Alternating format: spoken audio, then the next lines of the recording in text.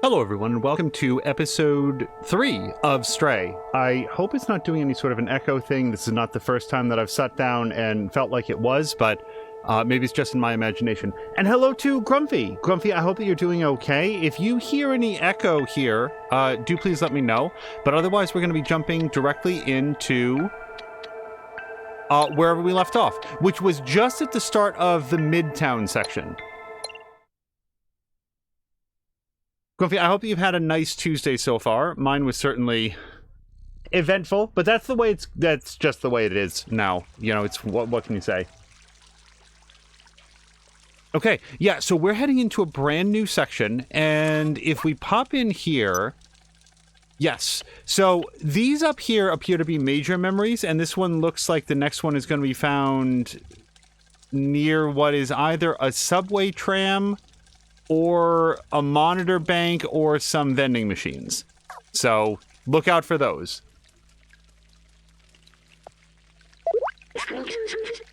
We need to find a way out of here. Zabaltazar mentioned someone named Clementine. She could help us. Let's find her. This picture and the symbols on the back could probably help us somehow. So let's take a look at the picture, because maybe I didn't look at the back. I don't remember it. This is a picture of Clementine and Zabaltazar. He told us to find her. She's an outsider, too. There's also a series of symbols written on the back of the pictures. So, wait, am I allowed to look at it? Oh, examine. Can I rotate item? Okay. We've never had this before. I certainly didn't see this before. So it looks... Hello to Maxine. It looks a little bit like no, and then 3 green dots and 5 red dots. If I were to guess, those are going to be sort of like waypoints on what we're looking for.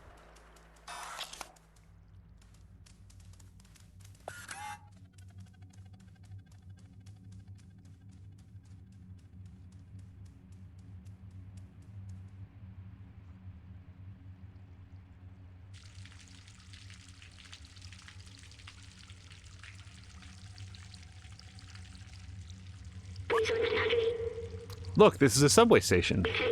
I've completely forgotten this kind of transportation existed. You could ride to anywhere in the city. People used to take it to go to work. I used to take it too. Every morning after saying goodbye to my family at home. I remember I was doing this for them, but they're gone now. It was so long ago. They wanted to see the outside, but does that even matter anymore? What happened to them? What happened to everyone? Can we jump up onto the seats? Anyway, we're near Midtown now. Let's find this Clementine. We have a picture of her. We can show it to some of the companions around here. Maybe they'll point us in the right direction. Oh, there we go. We can. Oh, and you can hop from seat to seat. Hold on. I don't know if this is an achievement, but I want to hop to every seat. Done. Now, does it give any indication of what the next memory is going to be? Or is that too far away? It's too far away. Hello to Jab! Oops. Jab, I hope your Tuesday has gone well. By the way, if you do quarterly backups, your first quarter is probably coming up pretty soon, yeah? At the end of March? Can I jump on this seat? I really want to. And pull the knob with your tooth. No?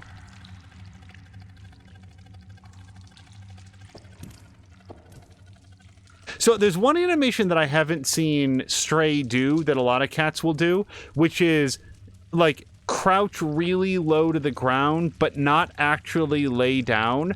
It actually looks like a weird stress position to me, because they'll hover with their bellies just off the ground, but other than that, as low as they can possibly get, and just, like, chill out there. Like, it's the most comfortable thing in the world. I guess if you have 4 legs, it's easier to redistribute that weight. Okay, I've searched this area. I'm trying to make sure that I didn't miss anything. Jab is saying that he'll do his backup on April Fool's Day. April Fool's Day. It'll be a lot of fun, just like it is every year, where, like, the first piece of news information that I see will be like, what, really? Oh, right, it's April Fool's Day. Okay, well, I guess I just won't pay any attention to anything today. Metro is close due to pandemic restriction. Please do not enter. Any violation of the rules can result of heavy prison sentence. So why is this text so oddly broken? I don't feel like we've encountered that before. Can I go under the water? Does Stray complain? No, he's fine with it. Jab is saying they have their feet tucked up under them. Yeah. Yeah, it's different from when a cat lays down. Like, sometimes a cat will lay down and sort of, like, fold their paws in underneath them so it looks like they don't have any legs, which I always think is fun. There's so many books here. The Turing Test Legacy, The Ethics of Artificial Intelligence. I recognize some of these. Did I have a library? I remember nothing was quite like the smell of books and the turn of the page. It was a feeling almost like comfort. A book was like spending time with someone. Yeah, we definitely miss. I never thought I was going to get all the memories. I would have liked to get as many as I could, though. Ledoc doesn't say very much, but we might be able to show him Clementine's picture. Exclamation point, but nothing else.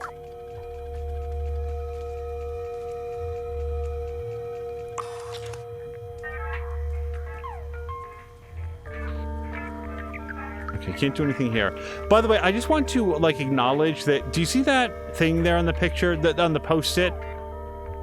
Exclamation point, and then there's a symbol. It wouldn't surprise me if that's part of, like, a codec that's been written into the game to translate the script. I'm not smart enough to do that. Hey, do you have anything to do now? Anything to say now? I've purred against you? No.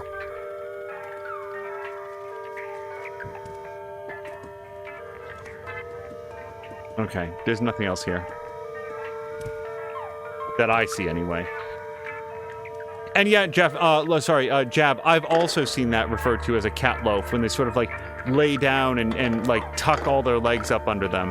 I had a cat, this was many, many, many years ago, but for whom that was an attack posture. He would lay down like that, oftentimes in the proximity of another cat or a strange person, so he looked very comfortable, but he also looked like he didn't have any legs at all. And he would sit perfectly still like that. And then if there was another cat or another person, then they'd be like looking at him, and the cat would sit there and go, wow, wow, but not move at all. But like clearly making this I don't like you sound. And especially if it was a person, go, oh, look, a little crippled kitty, thinking that, like, the cat didn't have any legs, and would reach out and go, meow, and, like, just wrap his whole body around their arm and, like, kick and scratch at it. I have no idea why he thought this was so much fun, but he definitely did. Don't worry about trash. Neko Corporation, copyright, takes care of everything. Oh, wait, nope, I wanted to... Oh, this was jump on top of the monitor, not read it. I already told you 5 times, Yosh. You can't run around like that, it's dangerous. Hey, this is the first time I've seen this kind of robot. You look so fluffy. Oh, it's the girl displayed on this wanted screen, right? Is it? I didn't look at it. You should ask somebody else. I'm too busy with Yosh here to know anything. I don't think that I can talk to Yosh. No. Okay, can I look at this, though? Wanted, Clementine, troublemaker, outsider, rebellious. Please report any sightings. Hello to Hickey! Jeb just learned that Lance Reddick died a couple days ago. He was 60. Have they announced the cause of death? I was very sorry to hear this. I've heard it stated that it was natural causes. And if that's the only thing that he and his family, well, I guess his representatives and family want to release, then I think that people should respect that. This is interesting. Hello, officer. Please state your identity. Cooperator, we will have to transfer you to jail and reboot you. Please leave me alone. I'm not the one you're looking for. If you're looking for Clementine, I'm sure she's hiding in the residence. This probably just says the same thing. But yeah, that deal with Lance Reddick, that's really sad. I very much liked him as an actor. I very much liked him as a voice actor. He leaves behind a large legacy of recurring characters that I feel like they're just going to have to retire those characters because it's difficult for me to envision replacing someone as distinctive as Lance Reddick and as skilled as him with somebody else, like just a sound-alike. Access to the lower level is restricted due to organic life hazards. Please keep out of this area. Jab is confirming that he has also heard natural causes of it.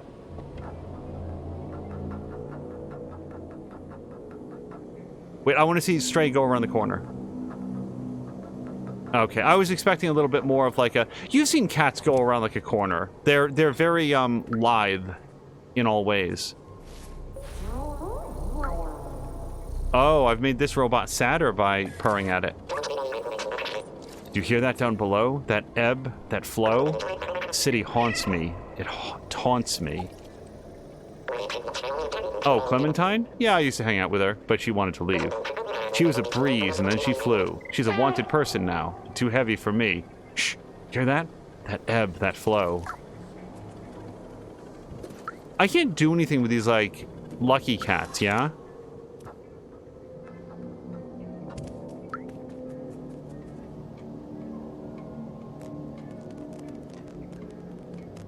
And that might be, like, as much as is ever known. As far as I know, and I haven't looked recently, but I remember that at the time he passed, there was basically no information released about what DeForest Kelley passed away from. I think that since then it might have been clarified as cancer, but at the time it was only DeForest Kelley has passed away, and it was of natural causes, and that's all that was said. Well, I mean, we've got to explore back here. I'm a cat. I have to go where I'm not intended to be. Although, in this particular area, it doesn't look like there's very much for me to find. But yeah, like, who did Lance Reddick play in, like, Destiny? Wasn't it Zavala? Am I remembering that name? Zavala might be somebody else in Destiny, but the point is, he played a major character in Destiny. As far as I know, that character's still kicking.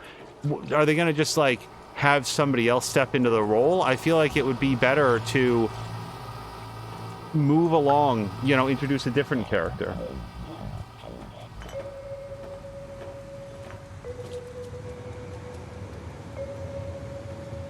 Hey, what do you think about this? Nothing at all. So we definitely know that this person does not own this couch.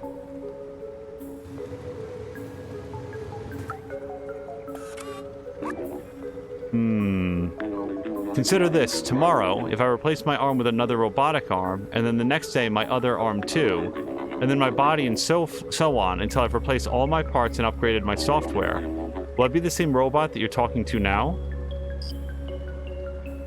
I mean, that's the, what is it, the ship of Odysseus? Isn't that what they... Ship of Odysseus? The ship of Theseus? Who am I thinking of? Where if you replace every plank over time, is it still the same ship? I don't know. It's close enough, I guess. It's better than having just a like a pile of rot if you don't replace anything ever. Hey, what are you showing me right now? A bunch of people I don't know. My guess is they probably live in the massive housing building further uptown. Do what you want with that. Also, hi everyone. He is reading a book called How to Be a Ninja. Hold on. Can I... Okay, hold on. I really want to see who wrote it. Alfred Smith? Is that the owner? Oh, sorry, the writer? Whoa, he just said something completely different. Hold on. Okay, we heard this part. Okay. There's a theory that suggests we are all inside an underground bunker city, made up things are presented to us as shadows on the walls, but those shadows are made up by someone. And in order to learn the truth, we must exit the underground city at the risk of being dazzled. Of course, it's only metaphorical. Azaric, thank you so much for the resubscription. 31 months. Azaric is asking how goes it. Azaric, it is going very well. It's been a busy week, but not horrible, like miserable and stressful. Oh, this is definitely something. What do you think that this is a picture of? It's way too blurry for me to read. Yeah. It looks like somebody printed out, scanned in one of those Windows test pages that you get when you test a printer, and just cut off the top. Just a string of text. Column of text. Jab was saying of Lance Reddick that he was always working on something and always good, a great career. Yeah. We played...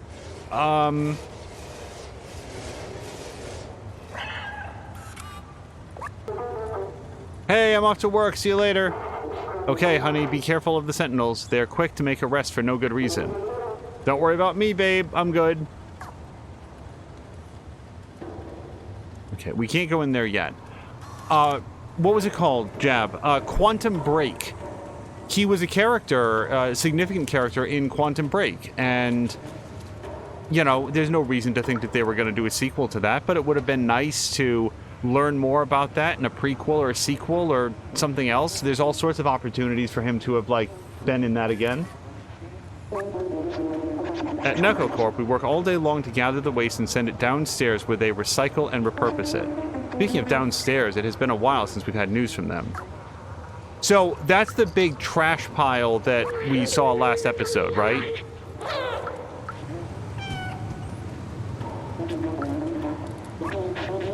This merchant crook sold me a faulty battery the other day. Now he just pretends not to hear me every time I try to confront him. If it wasn't for the sentinels on patrol, he'd end up as spare parts.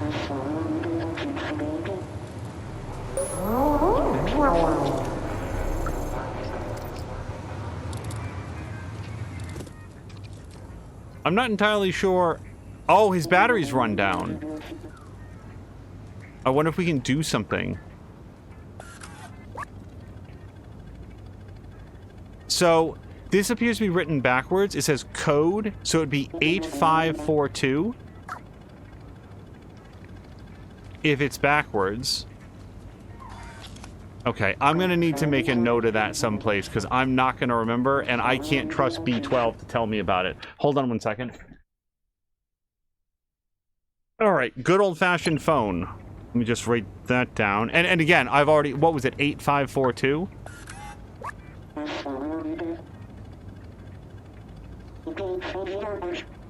8542. 8542. Whoops. 2. So, I'm just going to make a note of that in case we have something that we can type a code into. It might save us a lot of time. And there's that 16-hour clock again.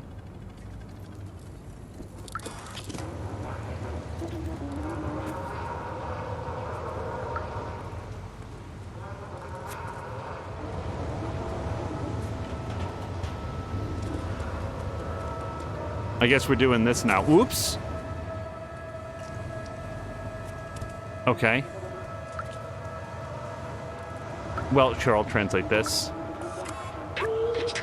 Residency, Shop Street, NecoCorp. Well, we're headed towards Residency, because we've been told that that's where Clementine might be. That's the top clue that we've been given.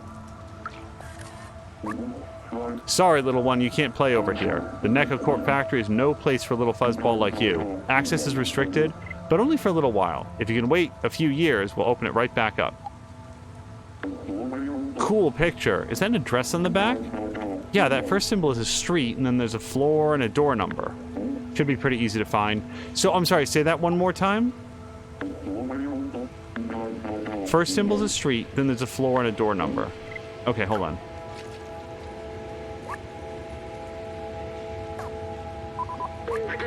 Hold on. X. Nope. Rotate item. So the NO is probably the street. and then the floor is 3, and the door number is 5, is the way that I'm reading that. Hello to Fox McCloud. Fox, we were just talking about the passing of Lance Reddick, which is very disappointing. Oh, we can sneak under here.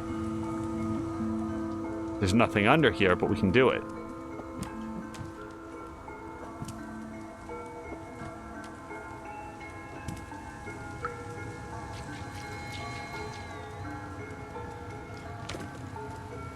Fox, I hope that you've had a nice Tuesday. I think, you know, for me, like, I'll miss the quality of his work. It also just makes me mindful of the fact that he undoubtedly had friends and family that, like, you know, we lost an actor that we like. They lost, like, a father, a brother. I don't know the nature of his family, but, like, a friend, a coworker, somebody that they really cared about. So he appears to be reading his newspaper upside down, I'll note. I'm busy. What do you want? Beat it. Yeah, Azric, I hope your Tuesday has been going okay. I don't feel like I found the residency.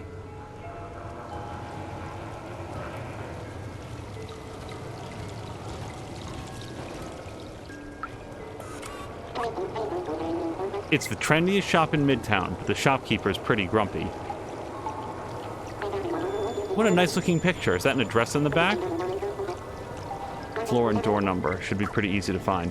So, do we see, and this is a rhetorical question for myself, because the answer is I don't see it yet,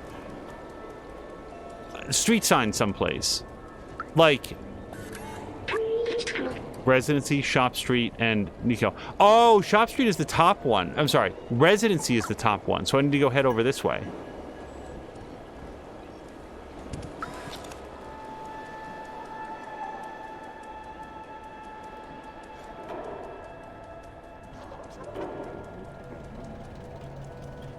Well, this doesn't look like a place I can go. Do you think that if I touch the ray shield, I'll get, like, zapped? I bet it's just an invisible wall. Nope. Okay. So I didn't get zapped, but it did say you're not allowed. It gave me a Watch Dogs Legion alarm.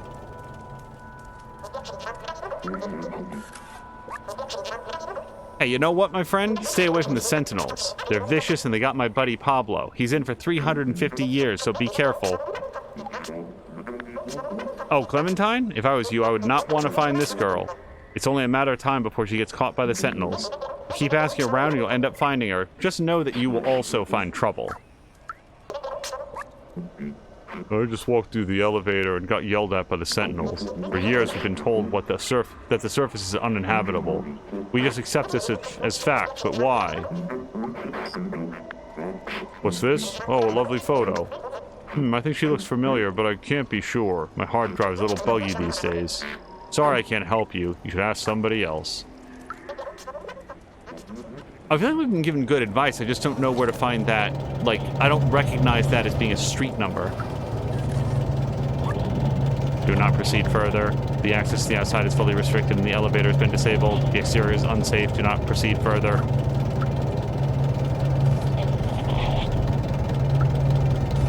Okay, well, we gave him a little brush, and he didn't seem to care.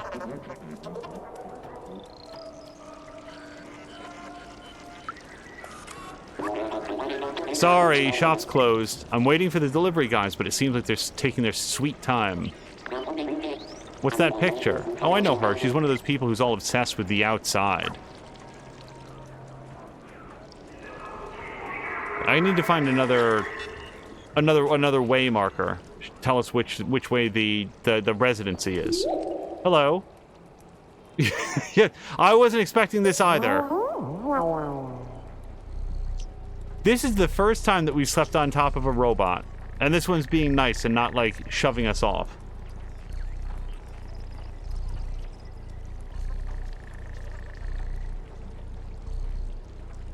My neck would be very uncomfortable having it, like, crooked up that way. The other thing that came in, I mentioned this a little bit during our Midnight Sun stream yesterday. Now I have the corrected number, because I think I said 4,000 or something yesterday, and then I was like, that doesn't sound right. It's 400. 400 staff members at Twitch were laid off, I guess yesterday or Sunday. I'm trying to remember what day it was.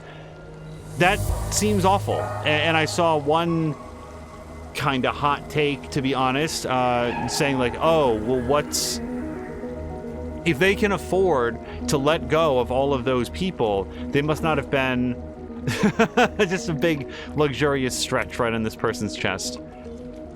The hot take that I saw is, oh, if they can afford to let these people go, then I guess they weren't doing anything. That's specious reasoning. They've been off the job for one full business day. Who is to say that their absence isn't going to be felt? Twitch is a very large organization. It's a very large infrastructure. 400 people not being there, I would think that at a minimum, that workload has to get picked up by people who are. And also, that's 400 people who aren't employed anymore. Ouch. Oh, what's this weird feeling?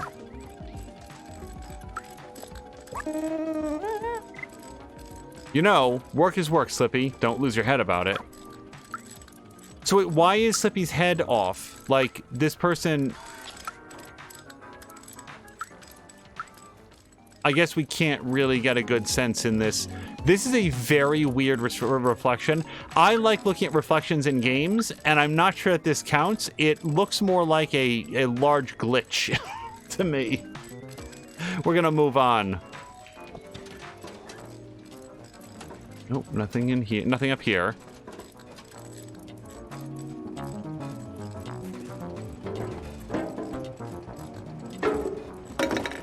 Oh, okay. Well, there was an arrow up here, like pointing up this way. Do I want to... Oh, I found a memory.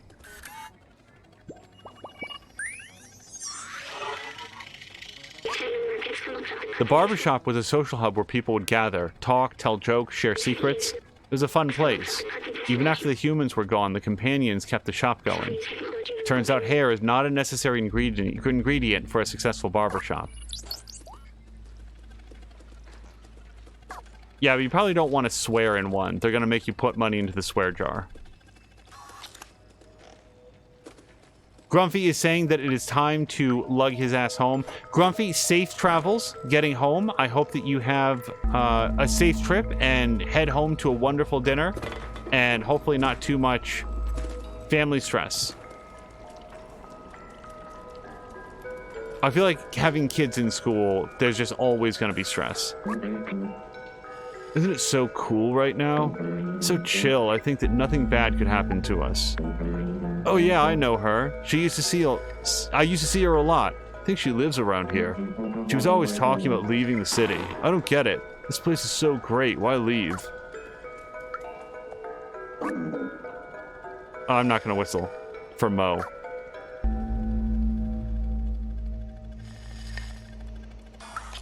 So, Jab or Grumpy or others, do you guys have any thoughts on the Steam Deck? Because I've seen a lot of more conversation about it, a lot of new... Wait, is there a... This is lit up. Can I get an energy drink out of this? No. I've seen a lot of conversation about the Steam Deck recently because it just passed like its 1-year release, and a lot of people like reassessing. People who liked it at the time, by the way, and are now like, yeah, it really got even better. Harmonious Crow's husband is thinking hard about getting one. Well, Crow, you've probably already seen, but they're 10% off right now for the Steam Spring Sale, and 10% doesn't sound like much, but depending on the model you get, that's $60 savings. His gaming PC is getting old, and there are a lot of games he can't play right now. Hey, Dumbface, we can see you too. Okay, this person doesn't have a face at all. It's just a set of speakers, as far as I can tell. Are you... Oh! He's yelling at the, security camera. Life is boring since the Sentinels put cameras in our residence. Hey, those tapes are ours. Don't you know how to not steal? I can give you one, but you'll have to do something for Genma Miko, and me. The Sentinels have installed 3 security cameras to watch over us. We don't like that at all. Can you get them off our backs? Well, I mean, anything's possible, but I only see one, so the other 2 might come at a price. Harmonious Crow is saying, Jab was saying, not something that he would use. He's pretty much home all the time. And then Grumpy is saying it runs a lot of games pretty well. Yeah, so another thought for Crow is, I would definitely recommend having your husband look at the Steam compatibility for whatever games it is that he wants to play, and understand that although he'd probably... Like, let's say that he wanted to play Cyberpunk, or The Witcher, or, what's it called? Dying Light 2. Something that's semi-recent or otherwise, like, pushes graphics pretty hard. Well, if he's playing it in the portable, like, Nintendo Switch mode, the screen is so small... Oh, hold on. The people you're trying to reach is momentarily unavailable. Momentarily unavailable. Timmy, stop messing around. Oh, and Crow saying that he is going through that, and you can attach a big screen. Yeah, so the thing about attaching the big screen is that, like, if you have to run something at 30 frames per second and some of the graphical options dialed down, I don't think you're going to notice on a 17-inch like LCD, which is what it has, not OLED, just a regular screen. If you then exported that quality of image out to a larger screen, I feel like those differences would be more apparent. However, if it still runs the game that he wants to play better and has the advantage of being portable, seems like a pretty good deal to me. Okay, I'm looking around down here. Oh, look. Street. No, sorry, we're on the right street, I think. But the floor and the apartment. So this is apartment 2 on the 1st floor. So we're gonna head up to like the 5th floor. Or no, the 3rd floor? Okay. I swear to God, I keep pressing the wrong button. Okay, examine and then turn it over. Nope. Okay, 3rd floor, room 5. But yes, they have an official deck, a dock for it, and also you can connect it up to all sorts of other docks. Like, the Steam Deck feels like it went out of its way to make an extremely consumer-friendly device in that you can install a different operating system on it. They left it open to install additional emulators and mods and other stuff. Like, they appear to have made almost no effort to lock it down to their own proprietary software and said instead, hey man, if you want to put on the Epic Games Store or like a Sega Genesis emulator, go for it. Just go check it out. Grumpy is saying that it's pretty capable graphics-wise, but better graphics really chew the battery, which is the advantage of the dock. Like, then you can just, like, keep it powered up. What do you mean? What do you mean you forgot your character sheet? I've spent the whole week preparing this session. I'm sorry, I forgot where I put it. But let's play anyway. I will go into that cave. Let's go.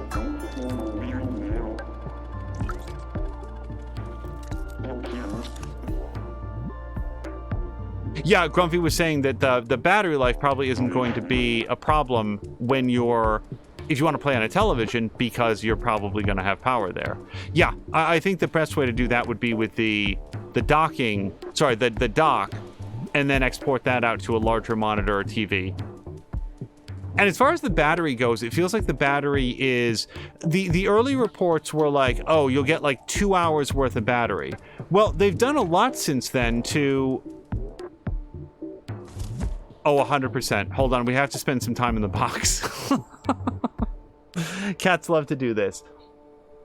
Since release, Valve has done things like introduce a 40 hertz mode, which looks substantially smoother than 30 hertz, but still takes up a lot less energy than the 60 hertz mode.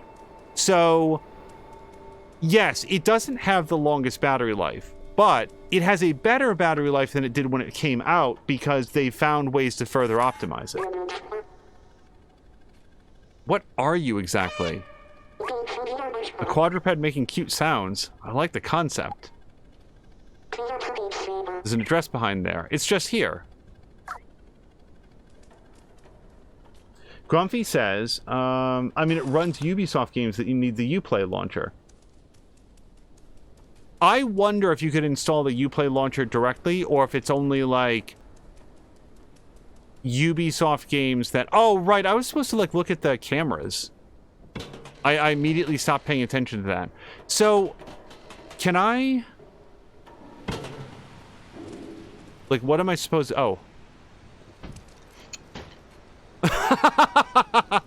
I stood on the camera, and now it's broken.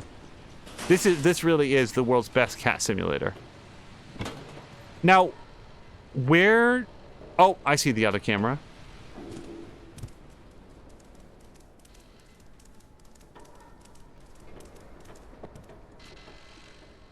Or one of the other cameras. Okay. What a missed opportunity to not allow your cat to puke into the camera. And I know I keep harping on that, but seriously, cats very much like to throw up in or around electronics. They think it's hilariously funny. Grumpy says if you can run Cyberpunk on max settings, your battery will die in 30 minutes, but a little lower and you'll have more time. Also, you can install the Epic launcher directly, for example. But like Grumpy, like at max settings, the Steam Deck doesn't support like ray tracing, does it? Like what are we defining as max settings? Max settings for the Steam Deck or max settings for a 4090? We've done 2 out of 3 cameras. I'd really like to get the third one.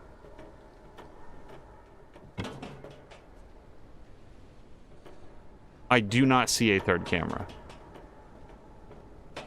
I feel like any of my cats could make that jump pretty handily.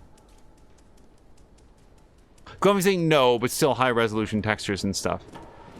Yeah, frame rate appears to be one of those things that is... It makes a big difference from what I was reading. The Steam Deck will be happiest at 30 or 40 FPS instead of 60. Unless, of course, you're running it docked. The other piece of feedback that I saw for the benefit of, like, Crow and her husband is it apparently takes a long time to charge. Like, longer than you think. There are some... Like alleged fast chargers that oh, I see it. I see the camera.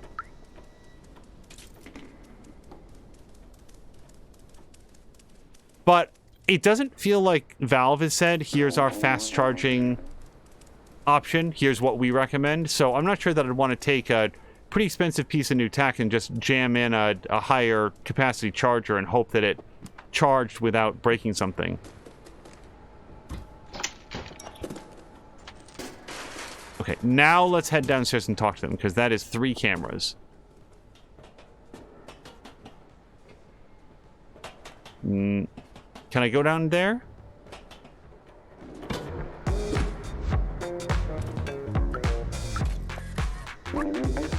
Well done. I didn't think you could do it. Here, take your prize. I didn't think I could disable 3 cameras either, but it turns out that Stray is heavier than he looks. Take your prize. You earned it. I found a cassette tape. Do I play that here? Enjoy our song, you'll love it.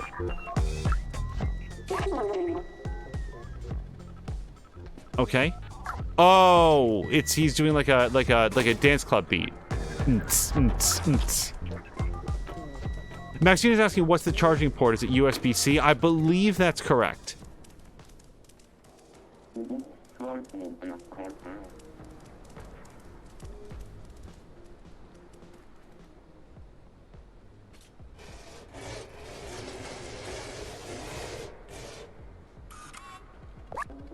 What's that noise? I oiled up all my bearings last month. Grumpy is saying it uses USB PD. I plug it... Oh, so Grumpy does have one. I plug it into my 90-watt monitor without issue. Not sure how much it actually pulls, but it's all standards. So, Grumpy, like, do you bring it with you to work and play it on your lunch break? Or, like, how do you... how would you rate the amount of time that you spent with it relative to like a regular gaming PC that you and Moo would have at home? Like, is it, oh man, this is awesome. Like, I can game on my way to sleep and then just charge it up the next day. Or is it like, well, it's a cool little toy, but I actually don't find much use out of it. Grumpy does play it on the train sometimes, or when I wait for the kids' medical appointments. Just casual and doesn't use it at home, really. Yeah, from everything that I've seen, because this goes to, like, Crow's point about her husband doesn't have, like, a good gaming PC anymore. So, this is it, though, right? So I guess I go in here. One thing that appears to be common in all of the reviews is it is an incredibly tight piece of technology for the price point.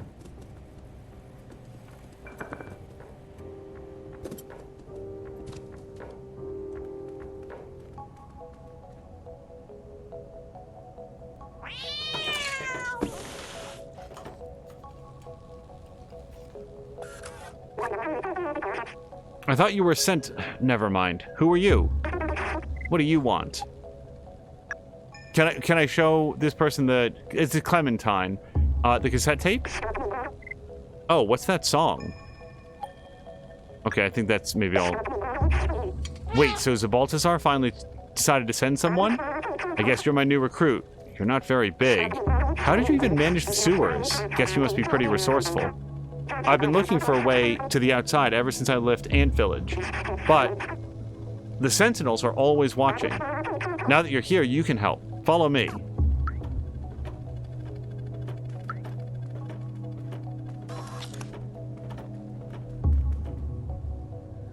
Oh, a wall with red lines, red, we'll just call it red threads, linking everything together. I've been working on a plan to use this old subway for a while now. I even have the keys to start it. All we need is an atomic battery to power it. Oh, is that all? I know NECA Corporation has one secured inside their factory. I have a contact who can help us infiltrate them. I don't know his name. He's a robot with a bomber jacket and a gold chain. Take this message to him. And I bet I'm willing to bet that if I'd been paying attention, this would be actually readable. Someone small and swift like you should have no trouble sneaking inside the factory. One last thing, don't hesitate to ask around here for help. This city is full of information. Just stay clear of the Sentinels.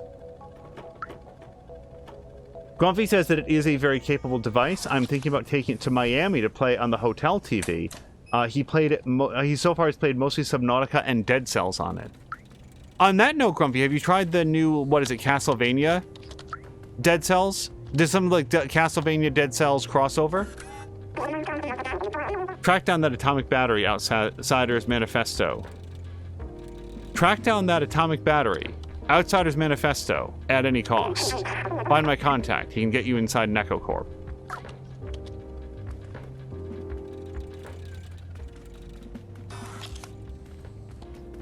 I'll say this about Subnautica, at least the pre-patch version.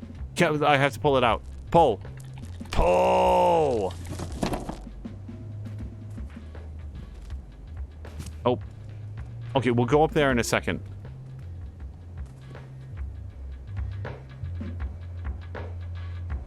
No, can't do much.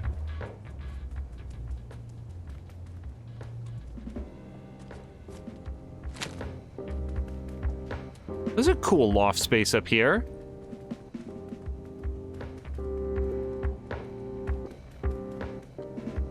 I'm simultaneously surprised that it does not include a hookah, and then also remembering that robots don't inhale. So it probably wouldn't see a lot of use.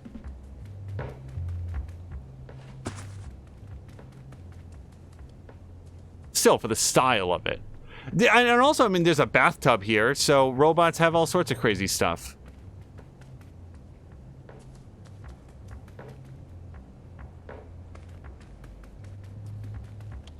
Okay, I feel like we've seen everything that we're going to in Clementine's apartment. Something big happened October 11. That is the last date on everybody's calendar. And if you're thinking, well, maybe it's just today's date is October 11th, when have you ever been in an environment where every single person, go down, correctly updated their calendar? There's going to be people out on vacation. There's going to be people who are forgetful. There's going to be people who lost track of what day it is, and now they're reliving it like Groundhog's Day.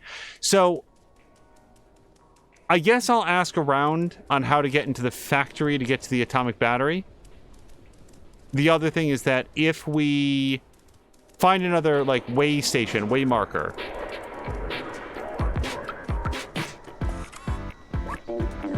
Enjoy the rest of your day, little one. Oh my goodness, hello to Kokodama and everybody rating over. Kokodama loves this game. Yeah, I'm having a really good time with it as well. Hello to Spider P. I go to all of my neighborhood houses every morning, break in and change their calendars. And I'm sure they thank you later. Come around holiday time, they send you a tip. Thank you so much. There was a lot of broken glass, but on the whole, I never forgot what day it was. Yeah, so Kokodama, I was actually in your stream a little bit ago, but had to duck out because you were playing some God of War Ragnarok. And I haven't gotten a chance to play that yet. How are you liking it so far? And how do you feel like it compares to the God of War 2016? I tried downloading an aimbot to be the best at this game, but ended up with malware. I'm not sure why, but everything seems odd now. Oh, a guy wearing a bomber jacket and a gold chain? I know exactly who you're talking about. He's creeping near the factory right now. Kokodama says, thanks for dropping by. You should definitely play it. I'd say it's just as good. Awesome. Yeah, I've been waiting a little bit. Like, I've had enough to play things like this that I'm sort of waiting for a sale to come around on it, but I had a great time with the 2016 game. I've mastered every game that ever existed, but I can't figure out how this one works. Am I not seeing the whole picture here? Nope, that doesn't ring a bell, sorry. Well, I mean, we know that he's just hanging around the factory now. 3 fingers of milk, please. What'll it be today, little sir? Our world must seem gigantic from your little eyes. Wish I could be as tiny as you so I could explore new hidden places. Nope, doesn't ring a bell. I don't know that it's worth asking these people. I feel like we know where we're going. Drink responsibly, little one. Not like this guy in the back room. What a pity. The guy in the back is absolutely well lubed, if you know what I mean. Only a big crash in the head could wake him up. Oh, is this a hint? Am I supposed to, like, jump on his head?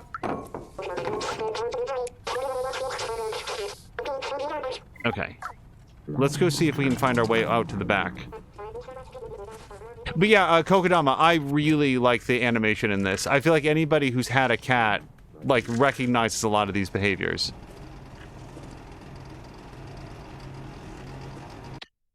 Spider P is saying, I would say it is even better. Oh, Ragnarok is? Kokodama says, I feel like once I'll finish it, once she finishes it, she'll say the same. And did Jelly Buns come in as well? I feel like I missed Jelly Buns. Yes! Jelly Buns, hello to you. Jelly Buns doesn't understand how they're drinking. They're drinking the way that Bender drinks. They have a slot that slides open and... Do it. Do the thing.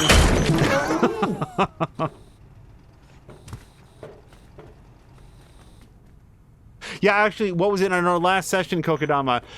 Stray jumped up onto a board game and knocked all the pieces down. And the characters were really distressed about it.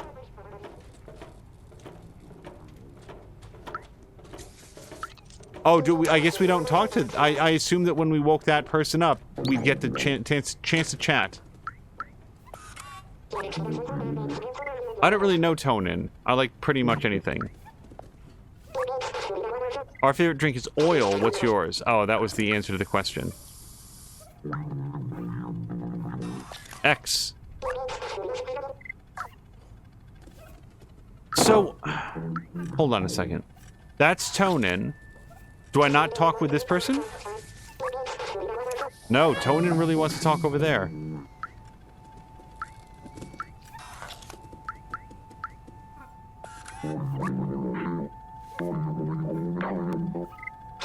Okay.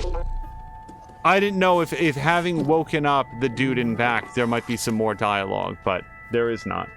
Kokedama does have to skedaddle because she's very tired, but I hope you have a great rest of the stream. Stray is amazing, so I hope you enjoy it. So many beautiful details. Have a lovely rest of your day, everyone. Catch you next time. Kokedama, thank you so much. Right back at you. I look forward to catching your next stream or the next opportunity to raid in return. Thank you so much for bringing your people by, and I hope you have a great evening. Yeah, earlier, Drienne was playing some Subnautica and raided over to Kokedama, and I wanted to hang out and, like, say hello, but then when I realized it was Ragnarok, I was like, oh, I haven't played this yet. So I left a lurk until we went live, but I was very glad to see that, that she was having a chance to stream.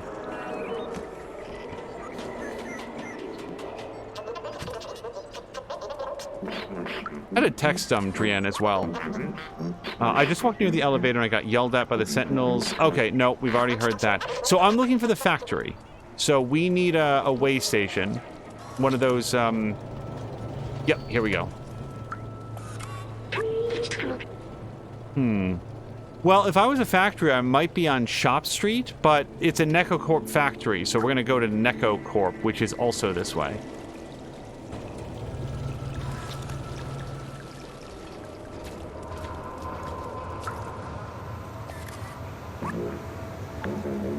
Club's closed, get lost. A bribe. I don't take bribes. I value my work. What is that anyway? Can we, like, if it's a club, would he want the music tape? No.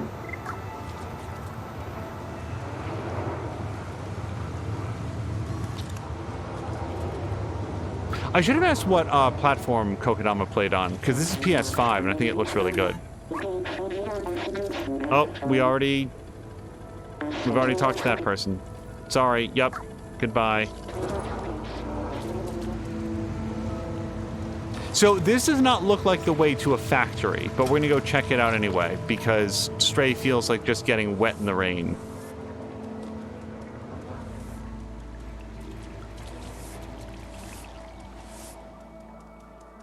My, what a stylish sense of fashion you have. You've been in the city below? I had a friend there, Fifi. Or Fi-Fi, maybe. I haven't seen him in ages.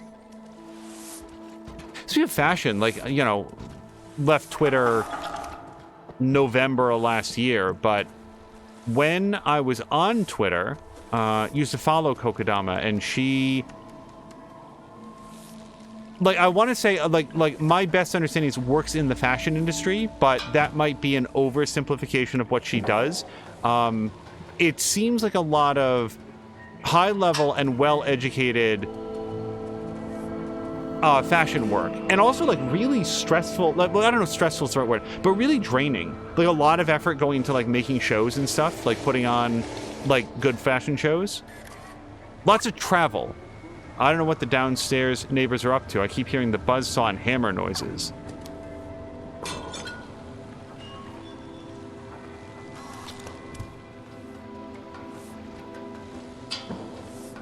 And it always strikes me that there must be a ton of effort that goes into putting together that kind of event, especially when you have to travel overseas. You've got to have all of your passport and your traveling papers. You're going to be away from home. You're going to be jet lagged, but also like you've got to have all of your stuff ready to go. It has to arrive in good condition. There's got to be a lot of setup for the venue, a lot of scheduling.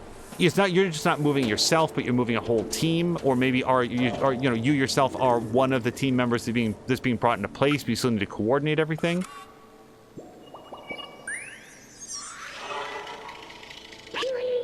This spot is nice.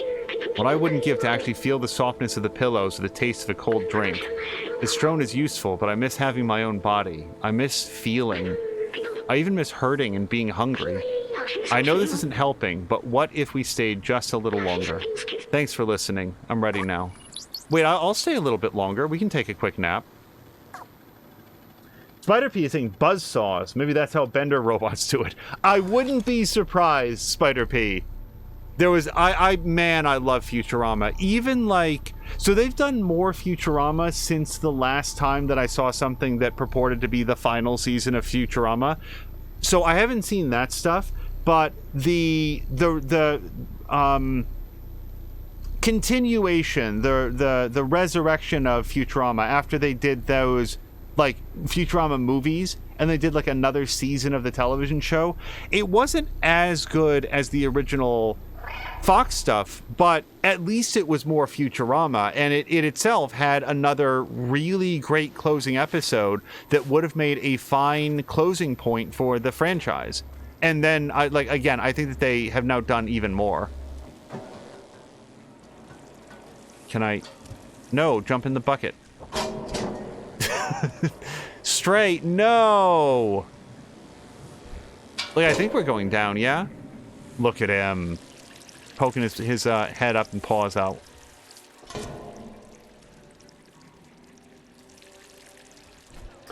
Spider-P saying, that's the scene that I saw. I want to go back to it one day.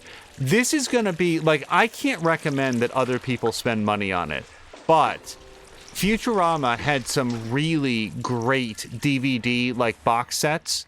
And it wasn't the box set itself, like the discs or like the quality. It was the creator commentaries. They did creator commentaries for every episode, and we watched them all of them, because they were so funny and so insightful. They pointed out little jokes in the background. They talked about like bits that hadn't made it into it. Like it was some of the best creator, like, you can't say director's commentary because it was like David X. Cohen in particular is one of the creators and like major writers on Futurama that just brought a lot to those commentaries. Oh, I'm sorry, we already talked to this bouncer. Okay, I got turned around. I need another direction to the waypoint. We found a memory, but as a result, it knocked loose my memory of which way we were heading. This feels like back out of the world, so let's find... Yeah, here we go. Oh, Neko Station is this way.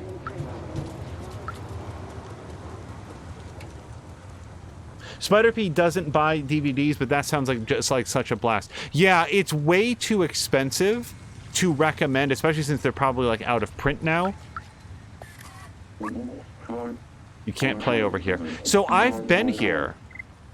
Guy wearing a bomber jacket, doesn't ring a bell. I want to say, though, that weren't we told that the bomber jacket robot is hanging out? Yeah, this guy. I'm busy. What do you want? Where did you get that? Oh, you're with the outside... my contact? Let me brief you about the atomic battery. The battery's powering the Neko Corp factory right there, but this whole area is restricted and heavily guarded. They check every person who enters and turns away anyone who is not a worker. Here's an idea. Go get me a worker jacket and a worker helmet while I stay here to check for a good time to enter. So, do we think a worker helmet is going to be a traffic cone worn on the head? Because that is the most prominent... No, it's gonna look like... So we're looking for somebody dressed like this, I think. Orange hat, red vest. Like this guy. Do you like my outfit? It's important for security. I got it from the clothes shop and the hat shop, but I doubt they have one your size, little one. Okay, the clothes and hat shop. Oh, that's gonna be on Chop Square, isn't it? Chop Street. Alright, so let's head this way. Spider-P is saying if that's the only way to get them, that would be a shame.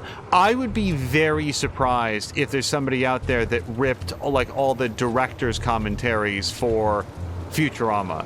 Like, somebody might have done it, but it's one of those things where I kind of feel like I found it a lot more illuminating and entertaining than other people did, but I really did. Like, at the, oh, what the hell's this? Hator?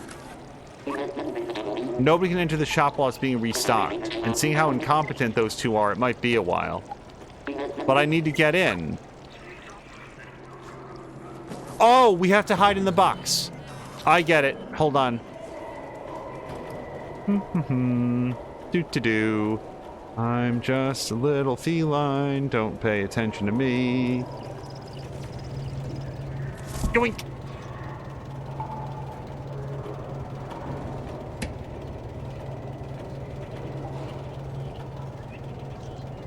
Yeah, it felt like there was a time when director's commentaries were, like, a major selling point of DVDs and stuff. And now that we've moved away from a lot of physical media, and the companies don't seem to perceive there as being a lot of value to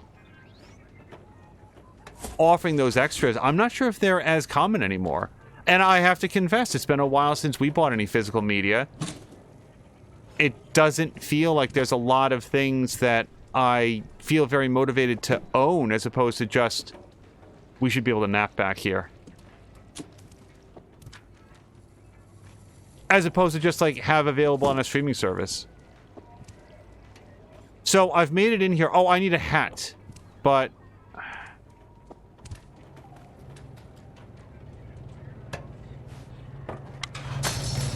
okay, so this is our way out. I don't see... oh, there it is.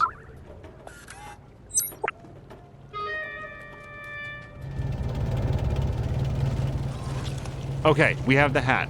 So now we just have to find the vest, and we'll be all set. But just as an example, in the very first episode of Futurama, in the arcade behind Fry, when he goes to, like, the arcade and he's, like, showing everybody his skills, one of the arcade machines in the background is named Gender Neutral Pack Person. And I never knew that, and it was pointed out in the DVD commentary. And I've always thought that that was really funny. Because it's just a pizza slice, or I guess the opposite of a pizza slice.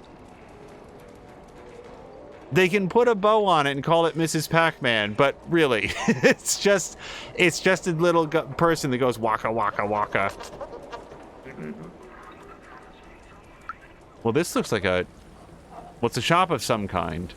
No, it's a food shop.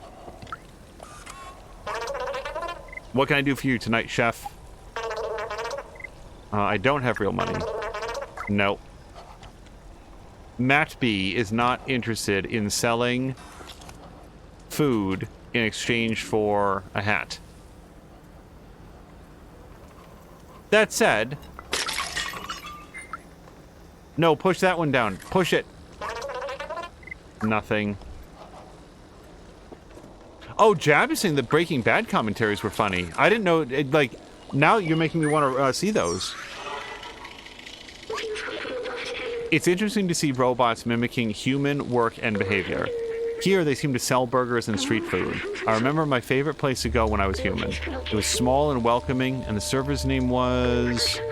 I don't remember. It started with an M, I think? Was it Beatrix? Spider P remembers watching commentaries for movies. I remember really enjoying the X-Men one and some stuff in The Incredibles. Yeah, let's see. Outside of Futurama, were there any commentaries that really stuck out? Well, I'll tell you, like, this isn't really an example of that, but I guess within the last year or so, the Riff Tracks channel did a watch-along interview with Alan Bogg. I'm not sure exactly how it's pronounced. They say it at the very beginning, and I didn't quite catch it. But he was the star. He played Rod in Birdemic, Shock and Terror. And so it's part interview, part sort of commentary about, like, what this scene, you know, when it was filmed, and, like, little anecdotes from production and stuff.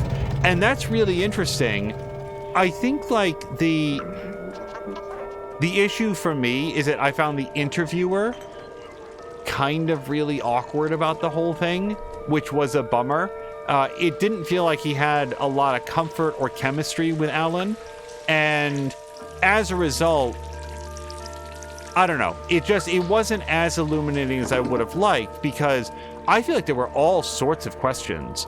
Like, if anybody has never seen Birdemic, it is a famous, like Well, what's this translation? Dry air and a bowl of hot oil, extra quality. I don't see like a vest shop. Here's a sentinel station, at least I assume so. That person arrested was not Clementine. Continue the search. Jab likes the commentaries more for TV shows than for movies. And Spider-P was saying that movie, Birdemic, I said a long time ago and enjoyed it much more than I thought I would.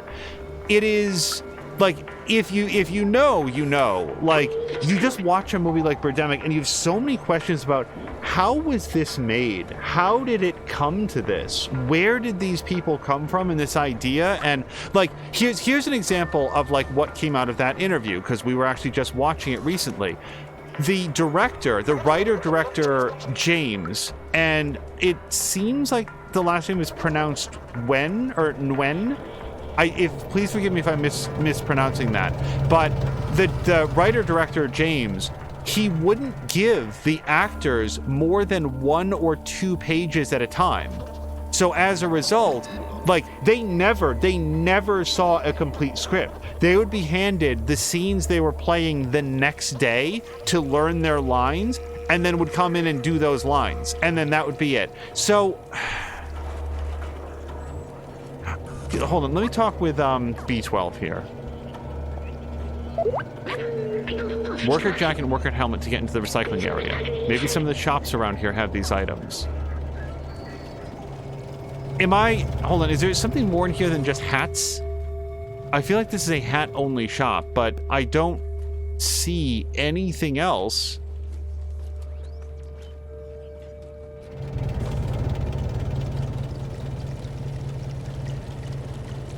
Okay, that looks like a bar.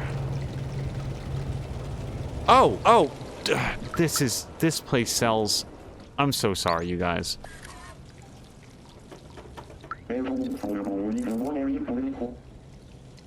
Okay, I'm not allowed to steal. No, you're not gonna steal that. Oh, what are you doing with that little cat? You want to be a cat worker? Okay, and he won't listen to the music. So, we've got to think of a way to distract this guy, or maybe just leave and they'll go back to whatever they were doing.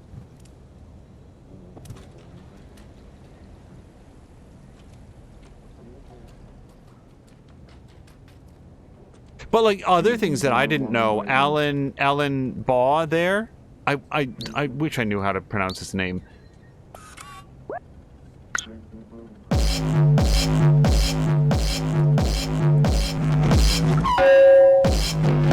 Oh, he hates the music. Go, get out of here.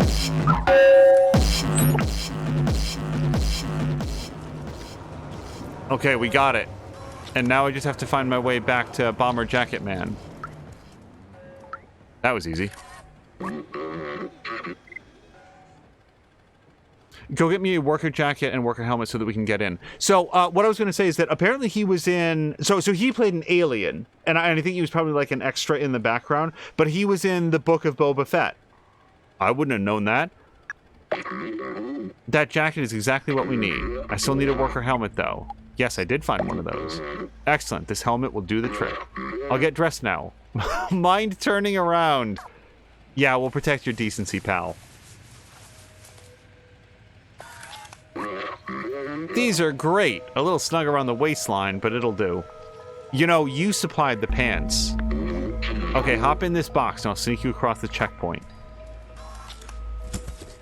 If he throws us into an incinerator, really gonna feel betrayed. Hello to Jägermeister! And Grumpy needs a coffee. Grumpy, I could also go for some caffeine. Trouble is, if I have that, I'll sleep even less well than I have been, so I'm gonna have to abstain.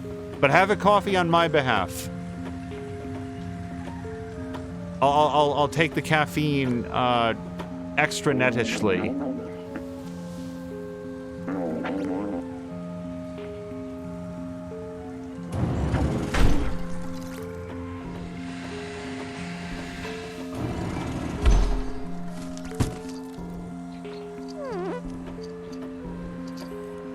Haha! So we probably have to avoid getting the light shown on us, right?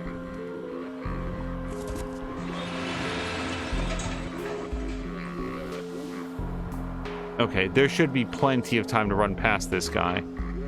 He's looking for a big robot, not a little cat.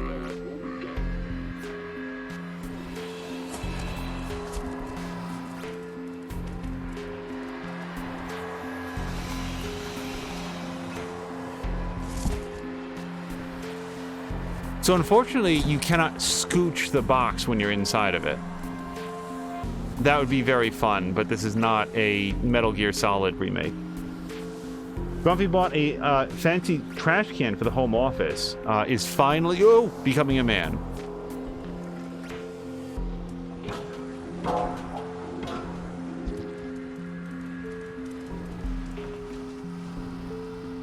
Okay, I'm hiding.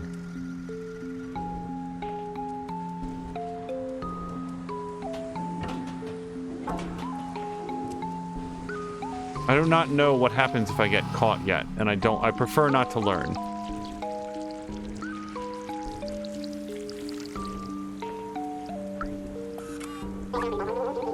Hey, good thing you're here. You can help me. I lost the keys to my place in this dark and huge factory. The Sentinels refused to help me. They told me, if no place to go, more work here. If by any chance you could help me find them, I'll be eternally grateful. So he's looking down there. Does that indicate that the keys are down here? Or is it just going to be somewhere in the world? Because I don't know that I'm going to have a lot of luck finding it. Dude, stealth is much easier when you're a cat, as opposed to like a big idiot, which is usually what I am in stealth games.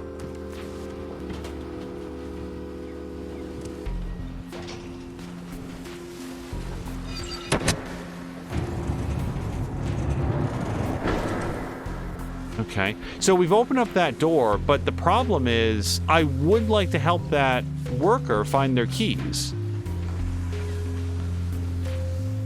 Moo is a small business owner in the family now, says Grumpy, so she's management. Grumpy is growling at her. Boo, management. Side with the workers. So this is just sludge. We can't jump down there. Yeah, unless that workers' keys are in here, I don't know where else I'm meant to look.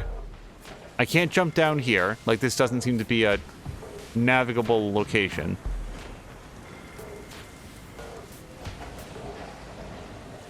The only thing I can guess is that we have to, like, go through that door and, like, work our way down. Because the areas down there, they do look like someplace that we might be, just not from here.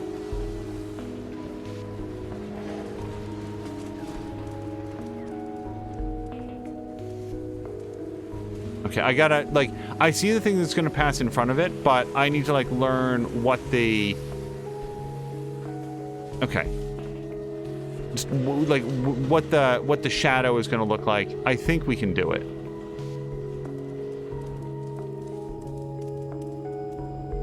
Okay, we just won't go there yet.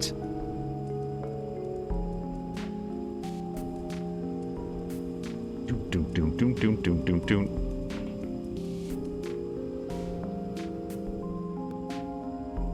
Okay, there's nothing else over there. There should be more stealth cat games. Oh! Okay. Well, we found it. Now I just have to work my way back to the worker. Now, how would we ever do it, though? Because if you look, there's no point at which there's enough shadow to make it across. Do we just get caught, do you think? We just intentionally get caught?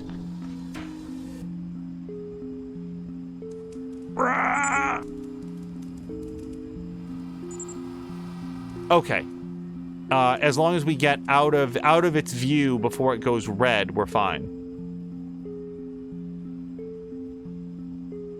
Also, it should be moonagement.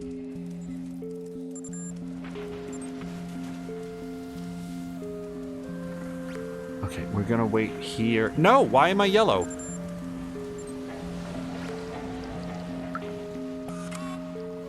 Okay, the hell? Hold on, dude, I have to stop talking to you.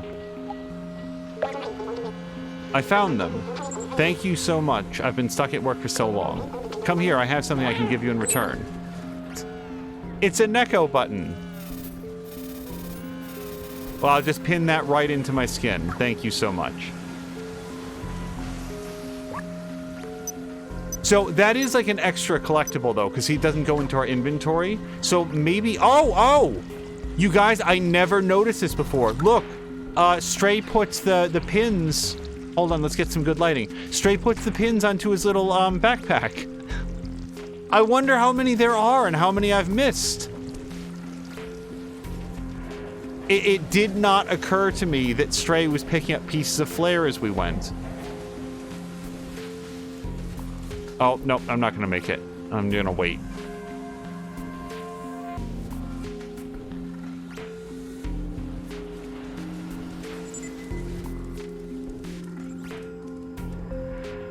All right, I'm going to wait here. I hope Sam Melander's having a good time with Forbidden West. It's another game I haven't been able to watch very much of. It's that, and yeah, I didn't even get a chance to ask Kokodama. The other thing she's been playing has been Dying Light 2 with Drienne. And again, I would like to play that game, so I haven't been, like, watching any of it too closely.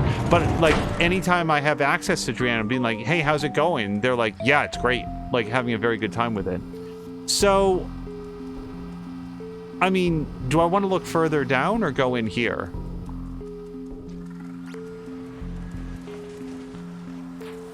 Oh, that guy's going to turn around, so I'm going to hang out back here for a second.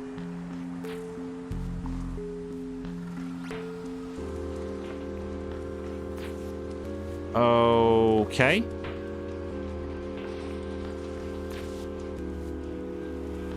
So, that dude down there doesn't seem to move at all.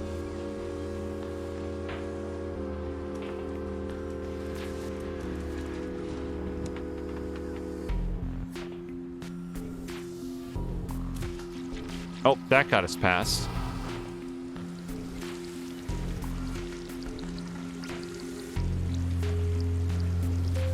Wait, this is... God damn it.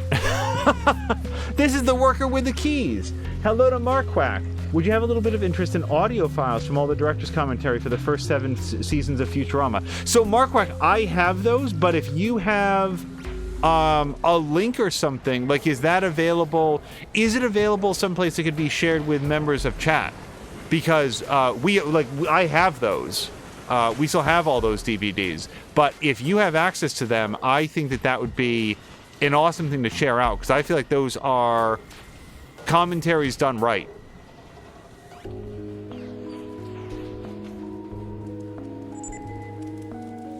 But otherwise, Marquack, I hope you're having a great week so far. Also, hold on, because this is important. Marquack, I think it was like the episode before last in Midnight Suns, you had cheered and stuff, and I just wanted to acknowledge the stream just stopped. The more that I've thought about it and the way that it went down, I earnestly think that it was a Twitch thing, because Moo pointed out that the stream cut at the exact moment that the hype train ended. So I don't know what hiccup that happened there, but I did not get a chance to check in with everybody at the end of the episode and to thank you again for the cheer and the chat and the support in that episode. Just like hanging out and like it was awesome. So I just wanted to thank you again for that.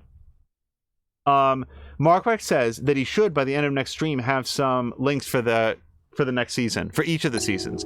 Yeah, that is... It feels like borderline lost media to me, those director's commentaries, because the episodes of Futurama, those can be enjoyed in a variety of different ways, but I earnestly don't know of where you would direct someone to catch those director's commentaries, and they were a lot of fun. It says something, I think, when you rewatch an entire series and have the director's commentary on for all of them. That's a lot of fun. So, hold on, let me just get to the other side of this.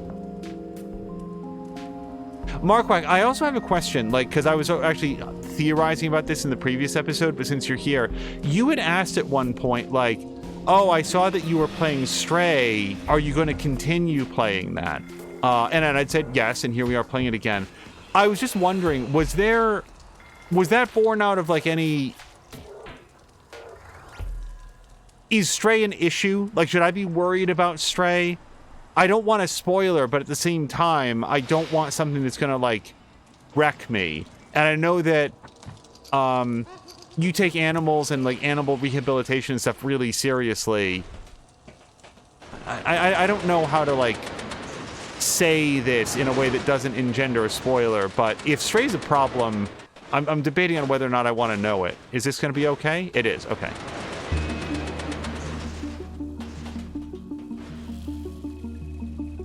Okay, so that's got to be the atomic battery, and I doubt that I can roll this barrel quickly enough to, like, smash it. Markwag has the game but hasn't played it. I was hoping to watch someone play some of it since I'd missed McMaster's playing of it. Okay, awesome. Yeah, I was at least briefly concerned that it was like, oh boy, if Angel's going to be playing Stray, I'm not going to be there because I know what happens. It doesn't seem like that type of game.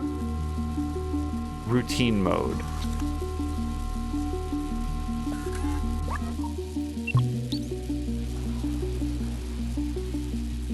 Okay. I mean, are we doing something over here? It feels like routine mode is doing something out the window, but I'll be damned if I can figure out what it is. Oh, it's... Sorry. You know what it's doing? I think it's filling up the thing so that they'll block the... Or maybe it's just following me. I see. Okay, hold on. So we need to put that there.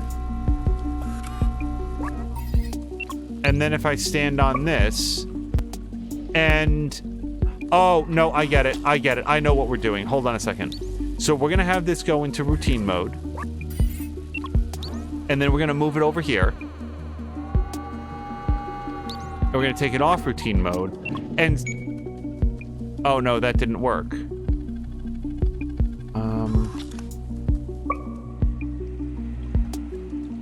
I thought that the cylinder actually slid completely away, because here's what I'm thinking that we have to do. We have to move the barrel onto the, like, we can only rotate it left or roll it left and right. I think we need to get it onto this. And I could have sworn I saw something with the cylinder retracted. Okay, but how do I make it do more than that?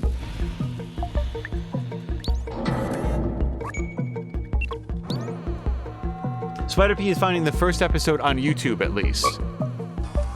Yeah, I would say that, like, at least my memory is, like, check out that first episode.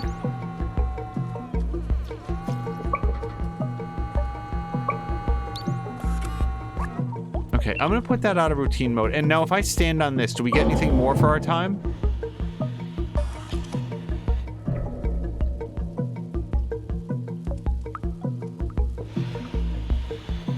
Is that... I'm so sorry, you guys. I think I'm being a dimwit. I think that there's no... I think there's a gap built into the pillar anyway.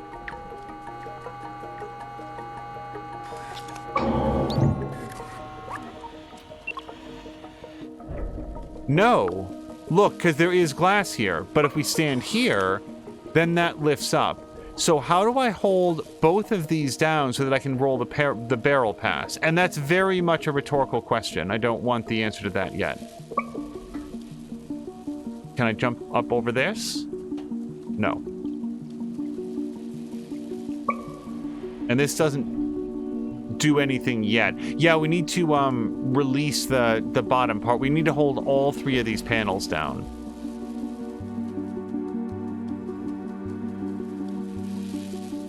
I guess, I mean, maybe I shouldn't overthink it.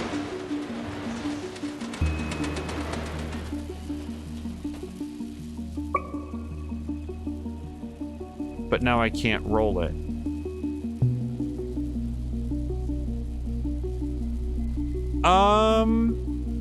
How fast does it go up? Yeah, pretty fast.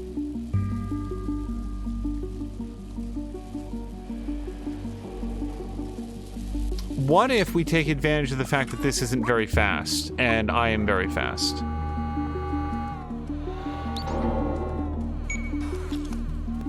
Okay, come directly towards me. No, see, it goes past. Okay, what if we park it here? And then we stand on this part. Because this animation takes a lot longer. But then as soon as you step off, it goes up. I don't know, you guys. I feel like I need something to hold down 2 of these so that I can roll the barrel past.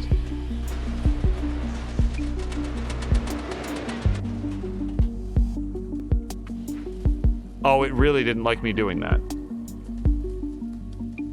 By the way, Marquack, do you happen to know how McMaster is doing? It feels like it's been a while, again, since his last stream. I hope things are going okay and that he's just busy with, you know, work responsibilities and stuff. We can't crouch low enough to get out here. Although someday we will be able to, because you can see a bucket out there.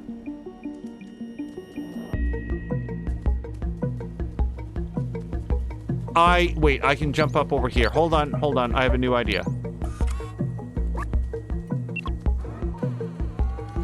Yes, look, there's another thing in there. Okay. We had to jump on that, and now we're here. Okay, I'm here.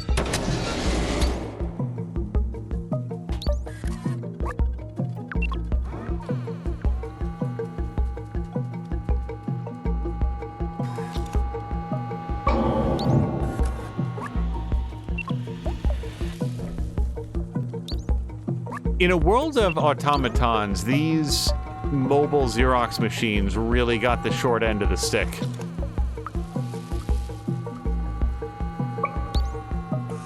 Like, all the others get to, like, walk and talk, have families, and hang out at bars, and these guys just get to follow the last thing that turned them on. Marquack is saying that McMaster's been on the quiet side of late. Yeah, as sometimes tends to come up, I'd like him to know that he is...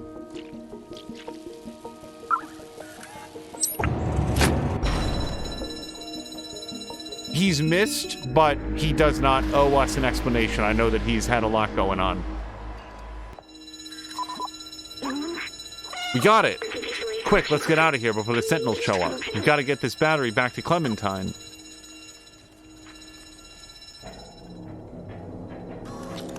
See you later, suckers. I'm gradually getting away.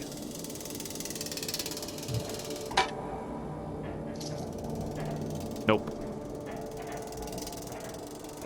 Jump? Okay, that was an easier escape than I was expecting. I really thought that, like the Zerks would come after us, except not Zerks, they'd be Sentinels, and, like, come and try to swat us.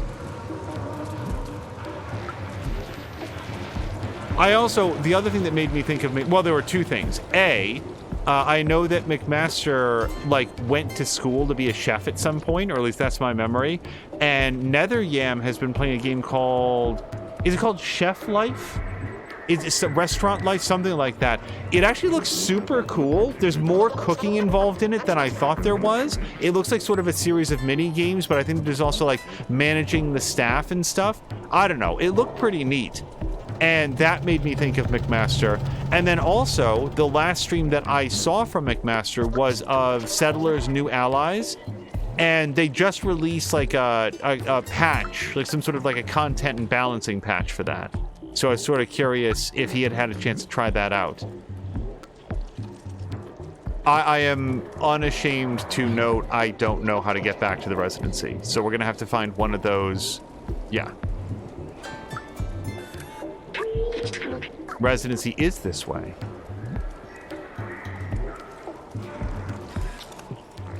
I don't feel like I can go past this sentinel. Oh, yes I can. Whoa! So these guys weren't here before. They must have caught wind that there was a cat around. Either that or Clementine. Chef Life, a restaurant simulator. Yeah, Mark, thanks for bringing that up. Is that on sale at all? I feel like that's a brand new release, but it could be on sale for the Steam...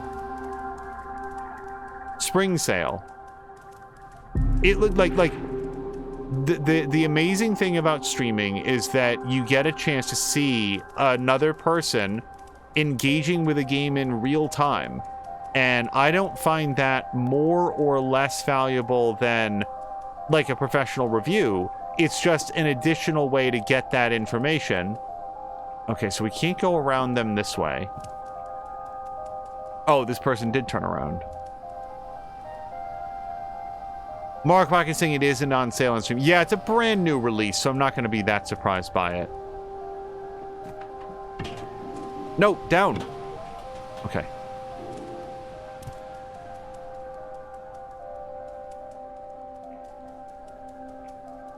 Mark, whether or not you were here for this observation earlier, it turns out stealth games, when you're playing as a cat, it just works really well. It's an extremely natural fit. So I bet if we turn this on, he turns around.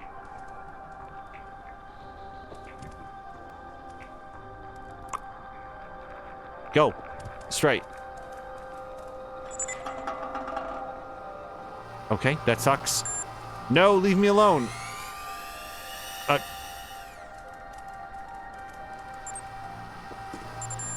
Jump. Straight. I'm not here. You can't see me anymore. Okay, now we just have to get into the apartment. I didn't want them to see me. No. I've been made.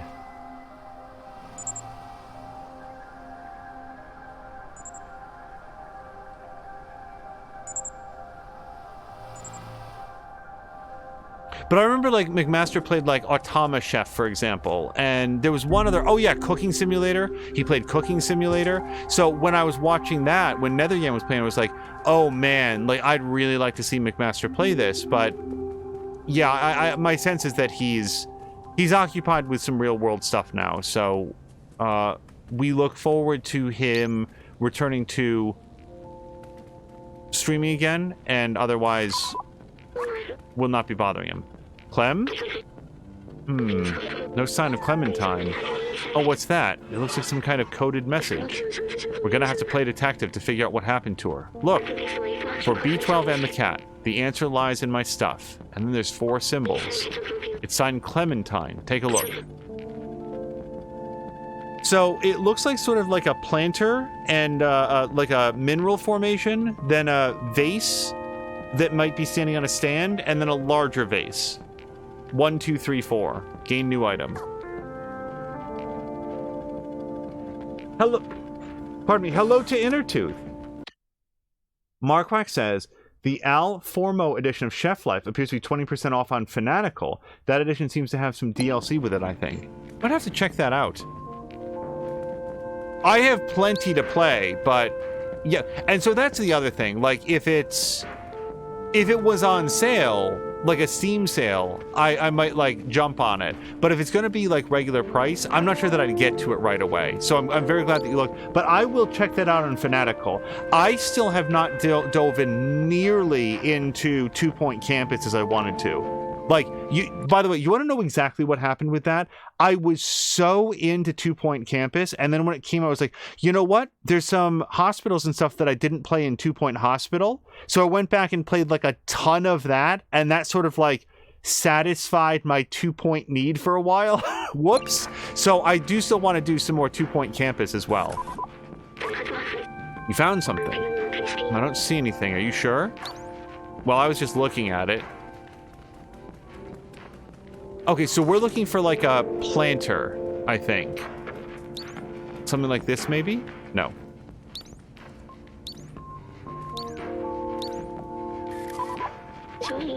My sensors can only detect harmless chemicals in a gaseous state. They can't recreate the calming sensation I remember. Like me, companions can't smell, so I wonder why they do this.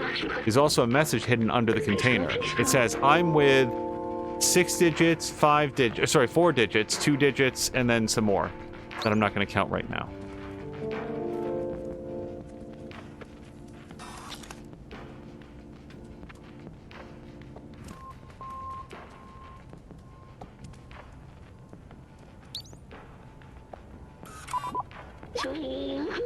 Wait, B12, I can't see you. What an odd thing to have in an apartment. Is this the way companions see humans? It's kind of funny. Look, something's been left here. It says 3 digits, 4 digits, 6 digits, come to, and then a bunch more. Oh! Wait. Maybe I'm looking at this wrong. Hold on a second.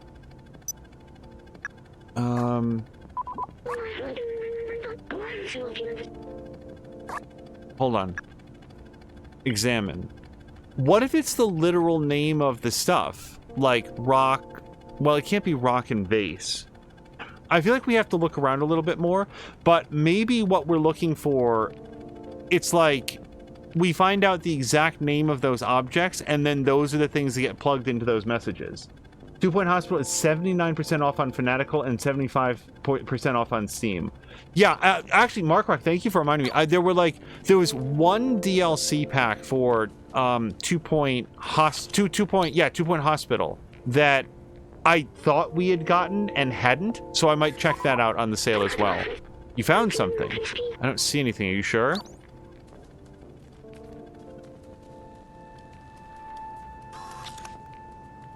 Actually, on that point, I'll check out the DLCs for...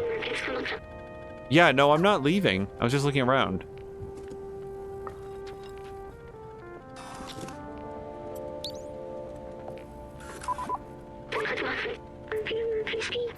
Okay.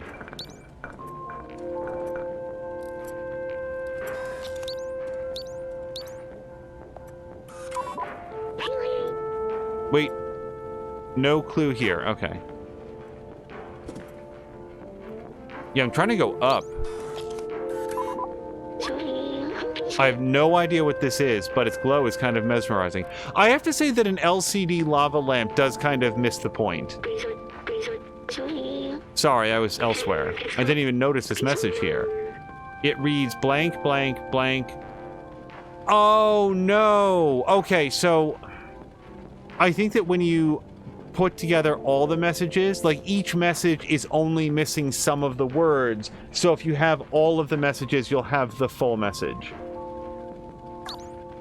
Also, Innertooth, hello to Innertooth, by the way, is voting to push it off. I would like to, but my only button is inspect. So I don't think that we have to, like, write it down. I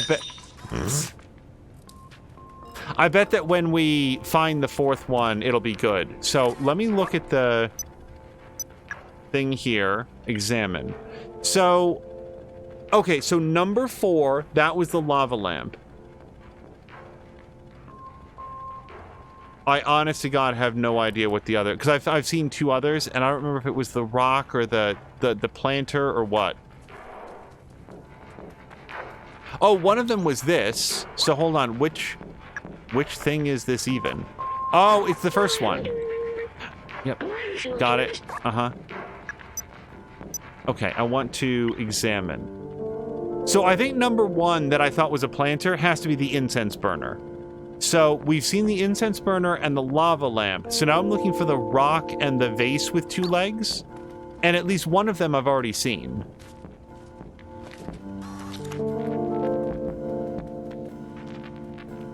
Did I nap here? I don't feel like I did.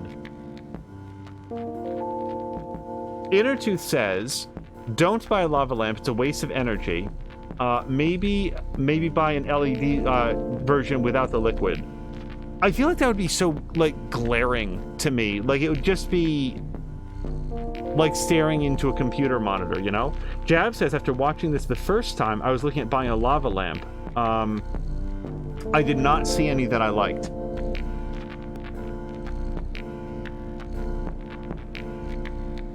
I know that at some point it feels like they stopped making the lava lamps that sort of taper up towards a point and started doing like fully cylindrical ones. And I've also seen lava lamps that have like, there's some murkiness to the liquid.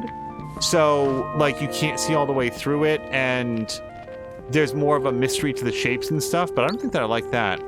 Oh, so it's not a rock unless it is. Maybe it's just a crystal. This gem is of medium value and low purity. The glow seems to have been added artificially. Maybe it acts as a beacon for us to find something useful? Bingo. There's a message. It says blank, blank, Blazer, blank, blank, blank. So we found all 4. I'm with Blazer, come to nightclub. That's it. Well done, Lieutenant Cat. Now let's go find her. We don't have much time. I swear to God, the music's getting louder. Okay. Yeah, I was borderline about to start writing down, like, the messages.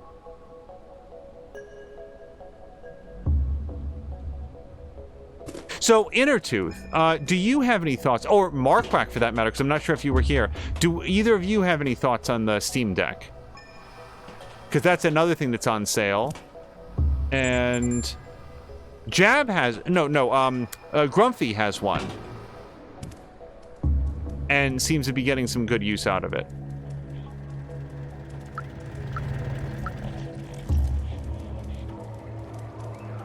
I really like the character animations in this for Stray.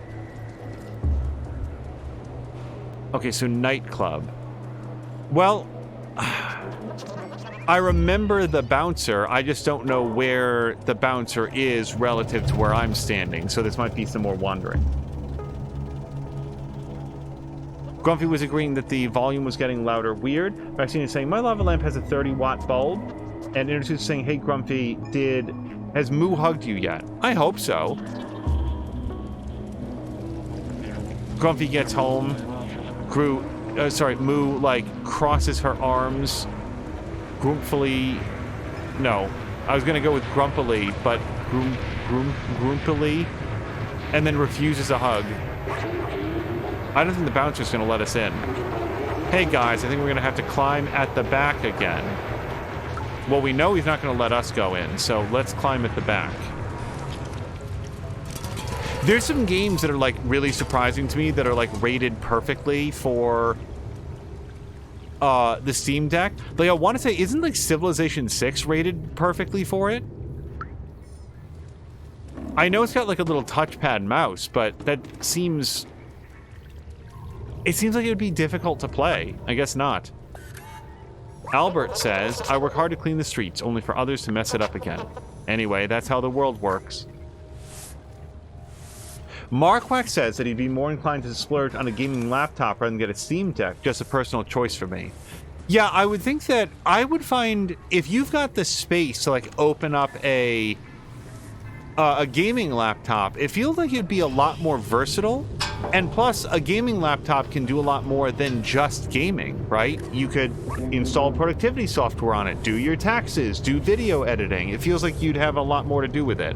The form factor of the Steam Deck seems nice, but nice for a very specific style of direct control game. Whether it's something like Dead Cells, something like Death's Door, Hades, even something like GTA or Horizon, Spider-Man. Like, apparently Spider-Man can be made to run really well on it, but less good for a game that relies on, like cursor interactions.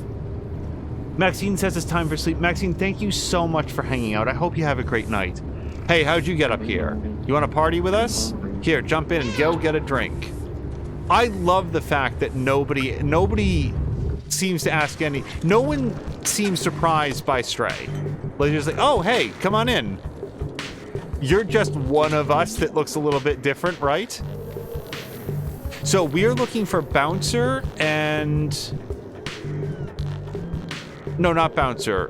Blazer and Clementine.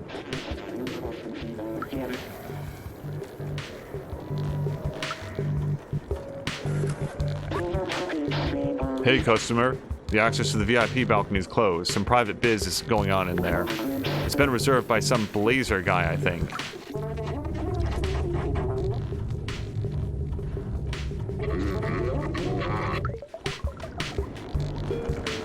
Okay.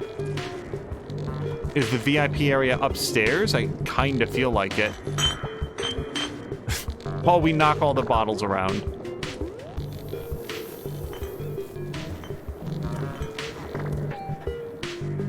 The, like, moving lights, I'm instinctively thinking, like, oh, I need to avoid those because the game just spent some time teaching me that being spotlighted is bad. Hey, everybody, DJ Metzi here. Let's get the party started. The first song has been requested by our very questionable friend, Blazer. Oh, please tell me we can do this. No, DJ Metzi, go away. I want to scratch it. I cannot triangle on this. I just want you guys to know how much I'm trying. Oh, hold on.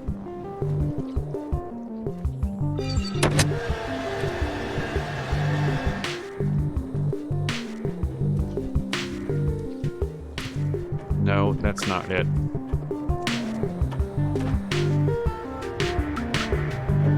Oh, DJ Metzi, hold on. And then I can go over here, but, I need to play music.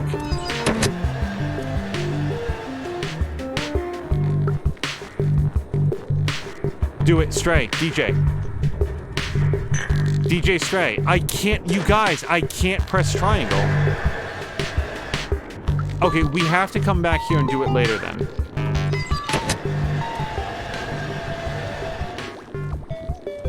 Yeah, Maxine is turning in. Maxine, thank you again for hanging out. I really hope you have a restful night. I want to play the turntable.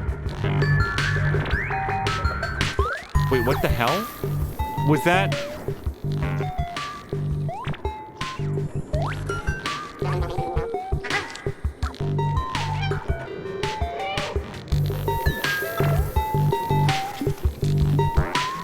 Okay, there has to be some purpose to this. I accidentally jumped down. Let's take a closer look around up here.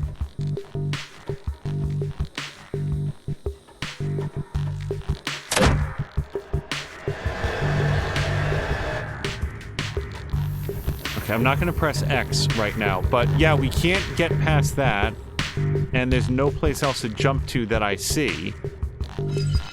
And I just jumped down again.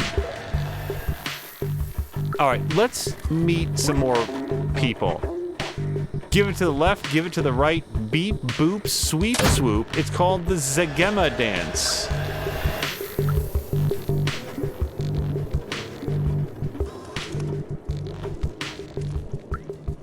Maybe one of these fine, upstanding bar patrons, club patrons, will be able to tell us how to get upstairs. This club sucks. When I tried to go to that stupid VIP room, they kicked me out. Me! Can you believe it? So I stole this lever just for kicks.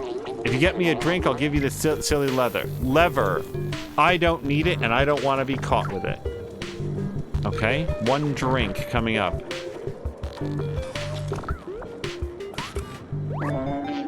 Hello again, dear customer. I had several complaints, so no, we can't disable the hollow dancers because some idiot thought it was funny to steal the lever handle. Anyway, you want to drink something? I do. Can I... Game consoles? Wait, what is this? Oh, that's the battery. Yeah, no, I don't want to give that away. Can I... Ah, strange drink. Please tell me that we're not going to provide any dangerous substances to this person. Just a regular drink is fine.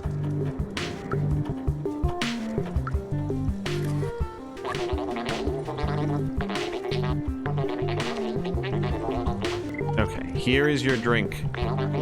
Oh, thanks, my friend. Here you go, as promised. Okay, so... maybe that's the thing. Maybe I have to disable both of the dancers.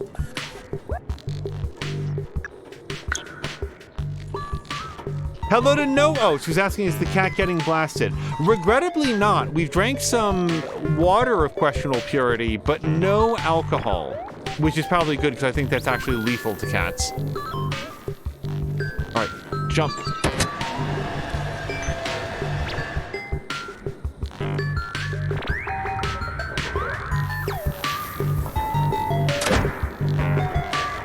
Part of me wants to see, like, if we disable both of the dancers, can we then play the turntable? But I don't know what would be different about that. Like, why would that be the thing that turns it up? I do want to try it, though.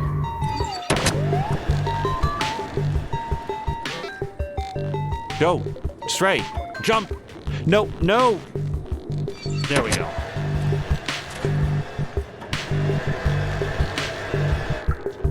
No, I'm not allowed. You know what it might be? When I look at it more carefully, I don't think there's a record on it. I think it's just the turntable.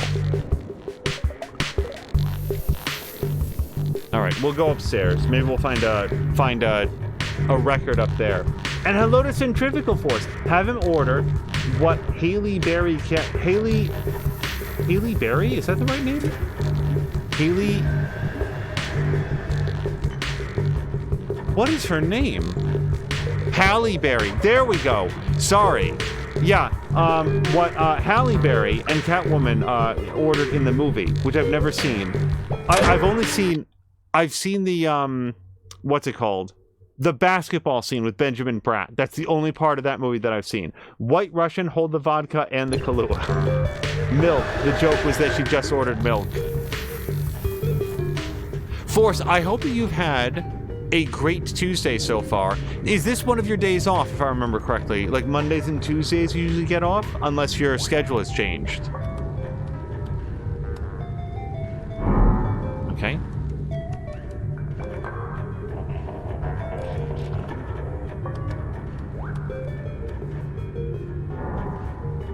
Well, actually, I don't know which one of those I would want down yet.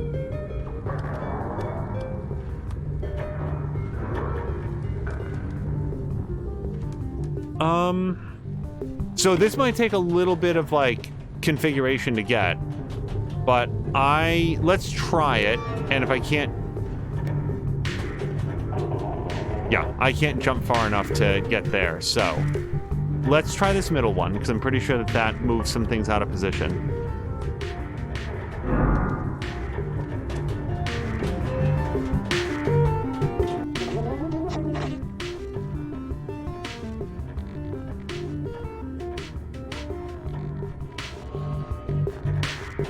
These robots live for hundreds of years. Maybe they could just, like, be sedentary for a minute. Force says the schedule has changed now. This month I work Monday through Friday, 6 a.m. to 2:30. That sounds... So that's an early rise, but it must be nice, I hope, to have the afternoons and evenings off. It's been all right, making grilled cheese quesadillas. Oh, that's grilled chicken quesadillas, rather. That sounds really good. Just sent the boyfriend thingy off with a serving so he could go do volunteer stuff. That sounds delicious, Force, and I hope that you are enjoying some time off this afternoon. Oh man, the time change must have been brutal. Waking up that early and then also losing an hour. I know that I had a lot of difficulty with it. I have a very good relationship with the Sentinels. I don't understand why people complain so much about them. Well, good for you, Raph.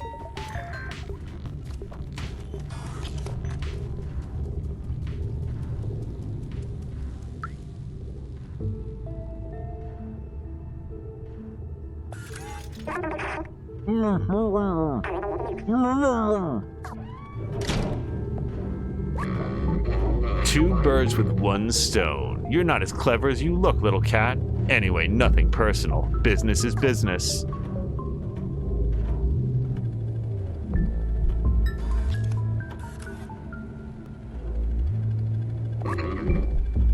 Business is money, and I value money way more than friendship or camaraderie.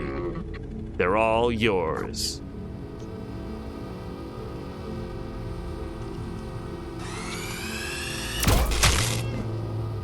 Boo, we got caught.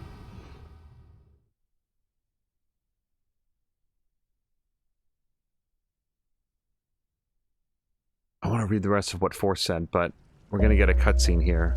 And feel it in my cat bones. Oh, they took my backpack! He looks so naked now. Force is saying it was the same day I woke up that Saturday morning to work. I had 1 day off in between, 4 hours sleep that night. Yikes. So I'm gonna guess that we can probably shake this back and forth. Okay, this is wonderful. Ow. Ow. Jump! I feel so weird now without my backpack and robot.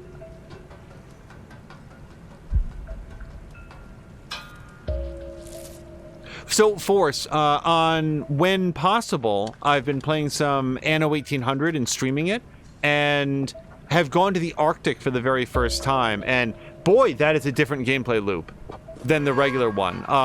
Like everything else, Anno 1800, I'm really enjoying it a great deal. Climb, climb, climb. Okay, this seems friendly. Alright, it's just a light.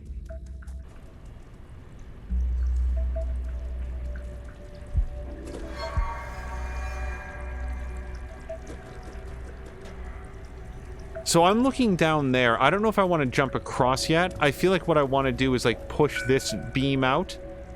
Can I do that?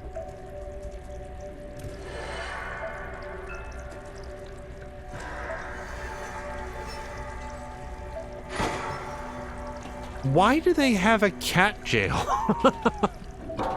Did the Sentinels just say, well, we've got these little cages, so we'll just lock this cat up for 600 years to teach it a lesson? The Arctic is very interesting. Yeah, it's a completely different way about thinking about the layouts because you have to worry about warmth and stuff. I think we jump up here.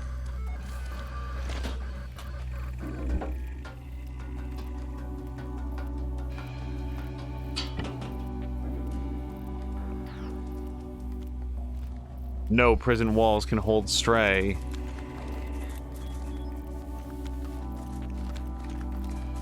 If there's any memories here, we're not going to be able to remember them because we need our robot friend. Oh, so I didn't see I could see the light, but I wasn't sure where the droid was. So we can go no further this way without getting caught. Yeah. So I need to think of something else to do. I don't know what that is yet. But yeah, so, Force, in 1800, I did my first Arctic airship. It's not my first airship in the game. And for the next episode, I think it's going to be actually settling a glacier and then figuring out how to get the supplies up to it to support human habitation and start getting some Arctic gas. I don't get it. I don't understand. Don't tell me. Okay, well, that sucks.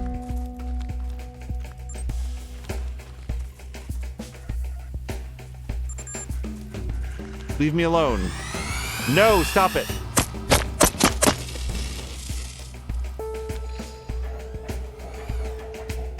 Can I jump in the box? Jump! Okay, that felt super inartful. I was trying to find, like, a clever way to get past it, but I suppose meowing and drawing lethal attention to myself also could work.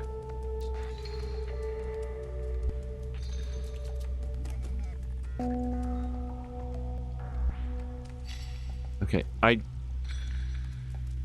feel like this one's broken. Like, either in the universe or in general.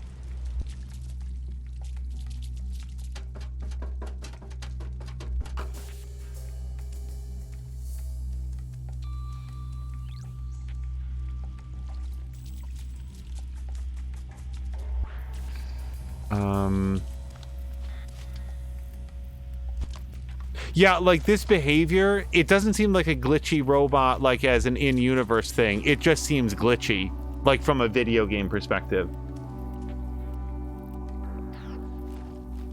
Boy, I hope Samulander's not here. I don't think that he'd appreciate, like, what is... It's not necessarily a flickering light, but it is, like, distractingly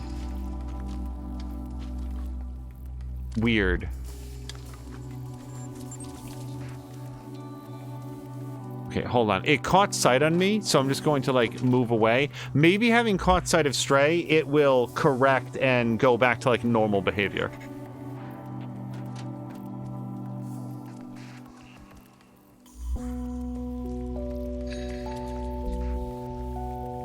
Yeah, okay, it actually looks like it's functional. And this might get bad. Oh, good. He doesn't actually search out to the end of the hallway. The trouble is, I don't know what I'm in here for. Like, it looks like maybe I want to go up, but I don't see a way to get up from here.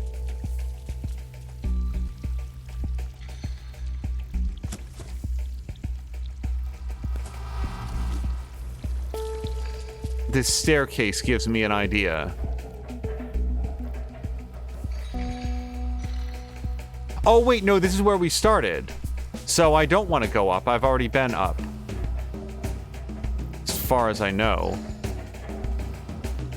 Like, is there...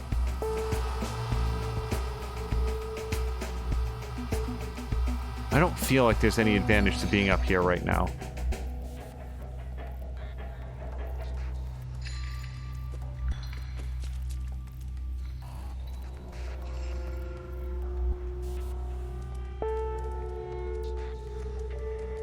So this is the other end of that hallway, and there is nothing for me to do. I can't jump in through that little, like, gap.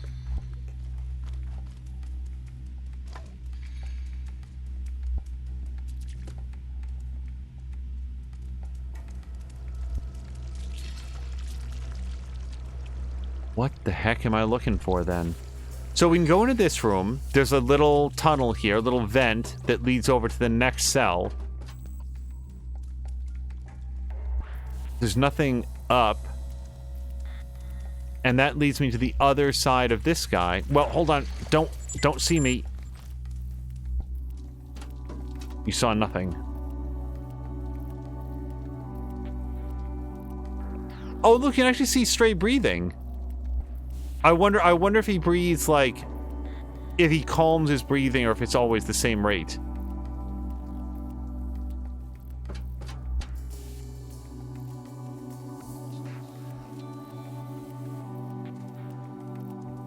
Okay, but dude, you've got to relax. Like, you can't just be on the lookout forever.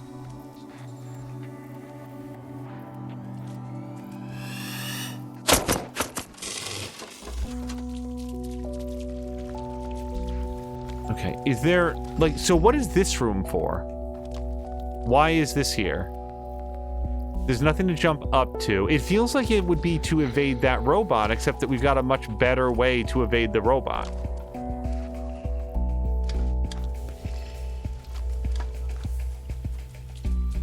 I feel like there's something probably kind of obvious that I'm not seeing.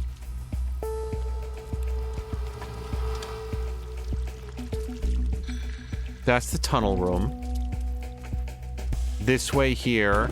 Well, hold on, let me go up this way, maybe.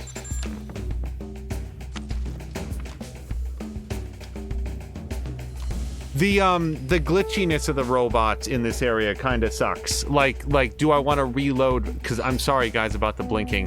Do I want to reload from a checkpoint? Maybe that would get it to even out a little bit.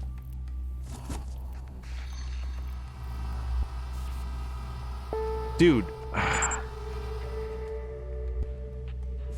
Okay, he's leaving now.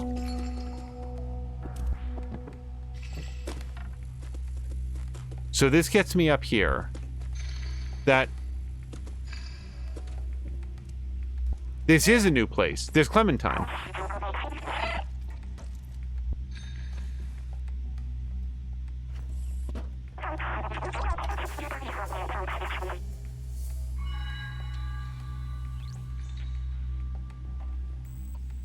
Oh, right, I can't understand them because I don't have my robot friend, and I can't jump through that because it's also glass.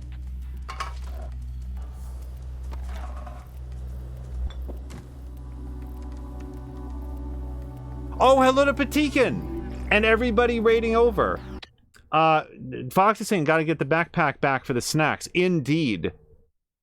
Patikin, thank you so much for the raid. I hope that you had a great time with Hogwarts Legacy. Today was episode 21, is that right? I think that based on the count it was.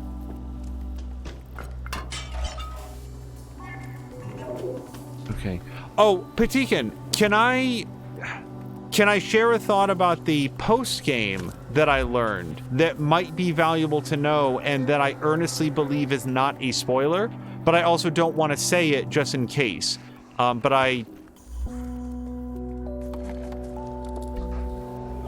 I heard that post-story, there's some things that you can be prepared for. Oh, I have to carry it in my mouth because I can't digitize it. Patine saying, yeah. So just, and again, I don't think this is a spoiler. Apparently, post main story, there's some additional like stuff that you can go do. But if I heard it correctly, I think that you need to be level 34 to get to it. So just, I guess, aim for that level. And if that turns out to be incorrect, I'm just trying to pass on my best information. Patine did hear that as well. Okay.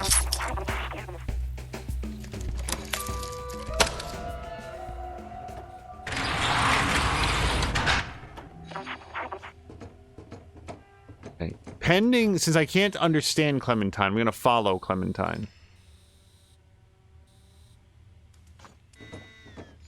And also get underfoot, because I'm a cat. And Patine is already level 38. Yeah, so you won't have to worry about it then at all. I've heard some people get to the post-story content, and then, like, oh man, I have to go grind a lot to get to the rest of what I wanted to do. So, but you're already past that, you're good.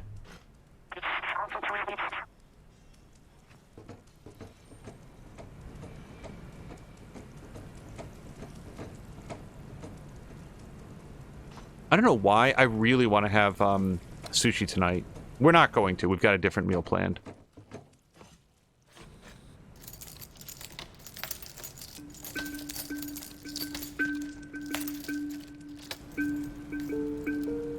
Yeah, I don't want to leave without my backpack. And B12.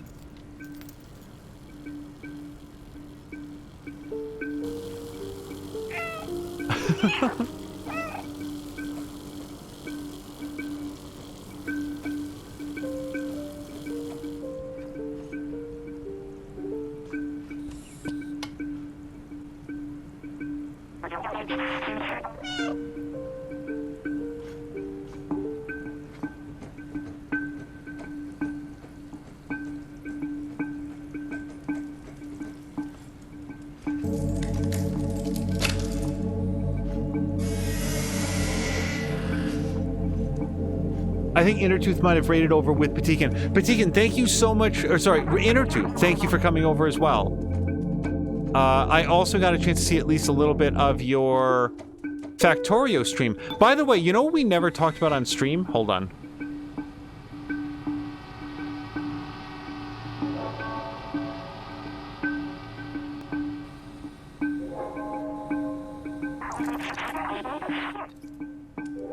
Yeah, I can handle this for you. They actually raised the price of Factorio, which is, I guess all I can really say is not the way that most games go. They'd said that Factorio would be $30 forever and no sales. I guess technically speaking, they didn't say we're never going to raise the price. But yeah, the going price for Factorio now is $35 instead of $30. Which makes me feel even better about having it gotten it for less than 30. So I guess we'll try to jump over this and, or above it.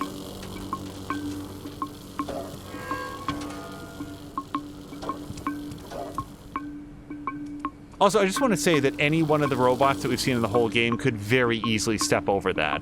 Unless they cannot see it because I have cat eyes and therefore I can perceive it. It says breach. Oh, sorry. Have it.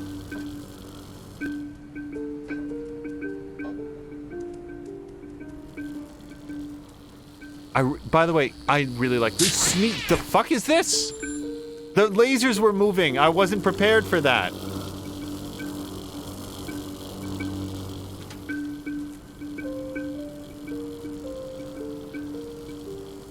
I kind of want that guy to go back to what he was doing. I don't want to try to make it past the laser grid while he's searching, because, like I was just about to say, I don't think it'll be long before he goes to do this.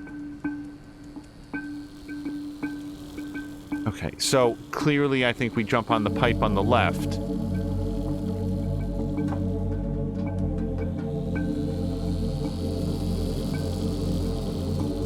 I don't think his, like, search ray comes high. So if I just time it so that I don't get lasered or spotlighted, we'll be fine.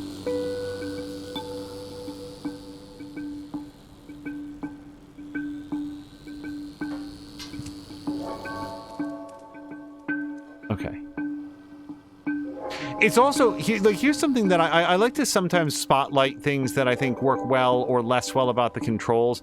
This game, the movements feel very precise. Sometimes I jump one more time than I mean, or I don't hit the X button like right when I should, and that's a little frustrating because I do feel like the precision is there. But in terms of like the movement of Stray, it feels exactly right.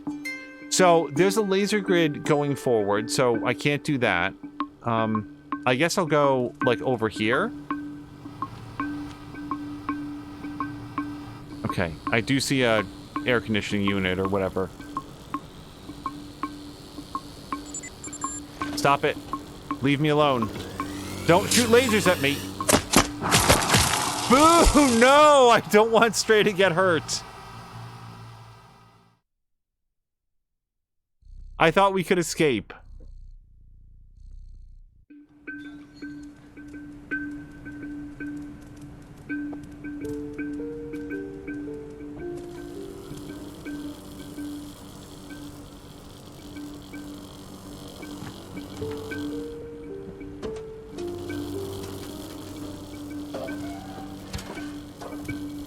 Okay, let's do this a little bit more sensibly this time. Go.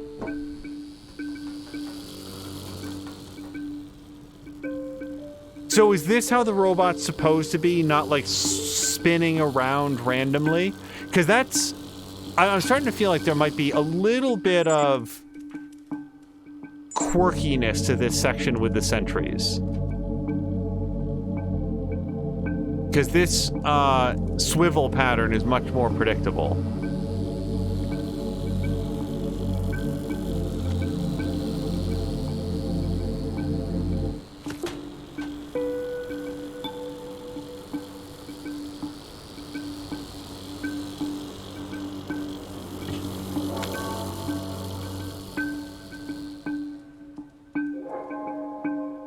Okay, no, I don't want to get caught.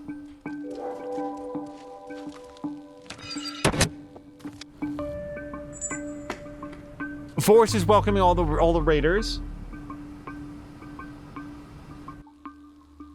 And also Marquardt was saying yikes, which I think was probably in response to Stray getting like lasered apart. It wasn't lasered apart, but he didn't have a good time, and I did not feel good about it.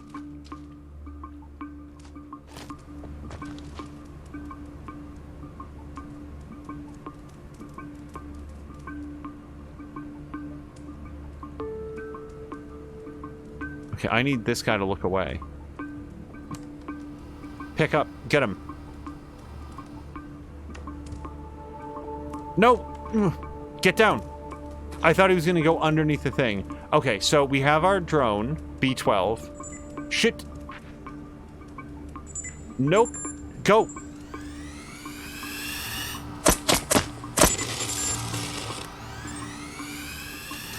Leave me alone.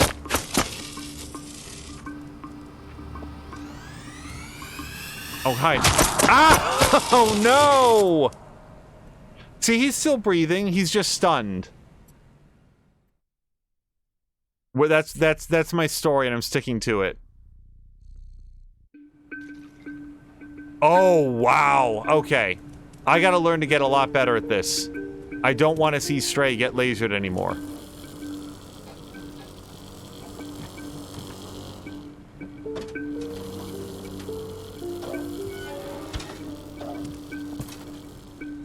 If we still have her, like, Force, has there been any more consideration to the apartment situation? Because I know that there was, like, you know, yeah, they wanted a longer term lease, and I wasn't sure if I wanted to move someplace more affordable.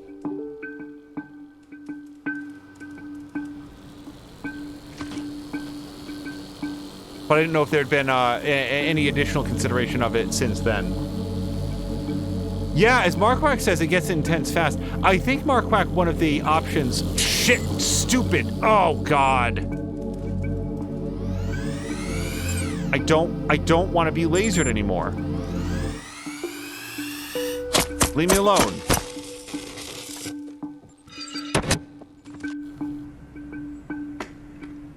Hey, there's a prison break. Go fight that guy. Okay, good. The cutscene reset us.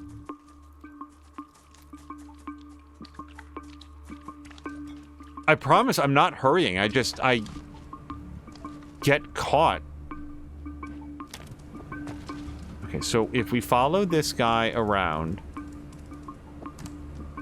pick him up, and now jump down. Okay, now just don't get seen on the way out, and we're fine. Yeah, I'm just gonna wait back here.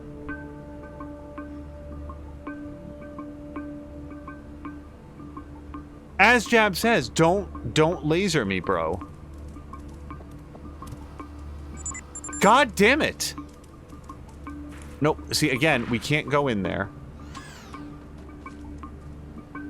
I'm not here. It was a sensor glitch.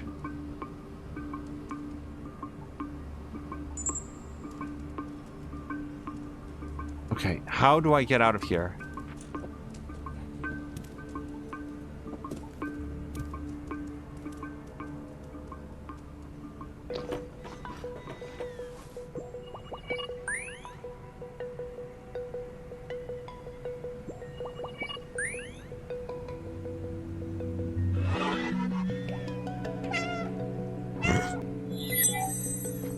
Oh, yay!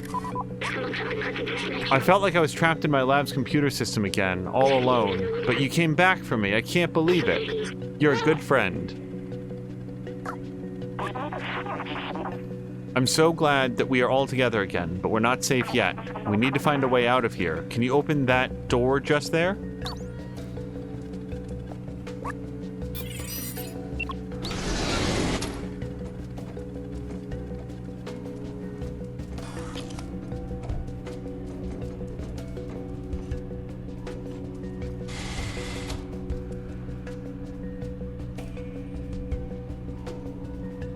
Okay, I guess that's Clementine for I can't open this.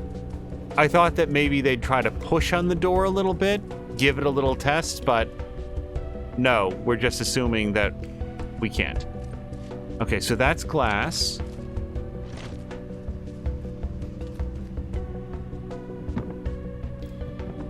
Oh, we gotta push this off. No, it's just me, just doing cat things.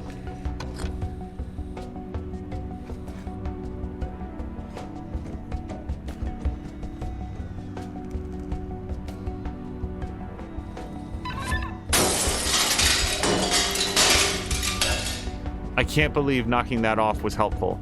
Hey, give me a boost.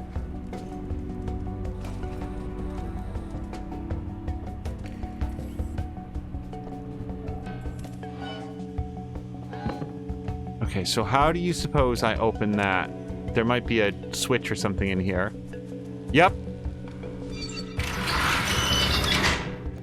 Boy, thank God they didn't use a lot of turn keys that require opposable thumbs. That could have gotten dicey.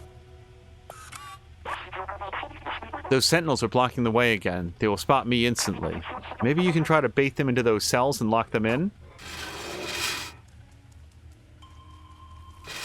Okay, we're gonna stick to the tall grass.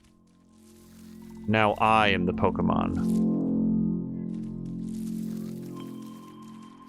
Psst. You see that guy on the ground over there? He was rebooted. I don't want to lose my memory. I'm so scared.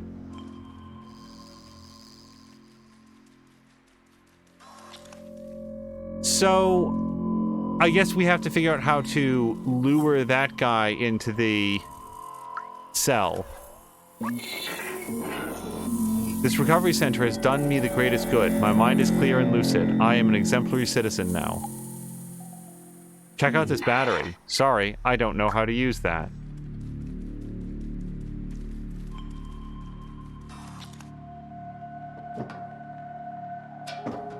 Okay, we're gonna continue on for a moment. We'll see what else. Oh, use door. Oh, this is what we do. So we trick the drone into following and then bring it in here and use door.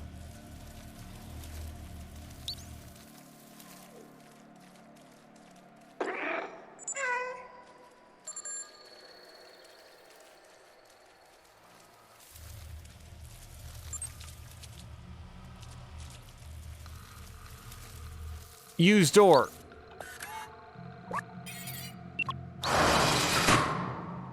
Okay, surely it can't shoot its laser beam through those thin bars.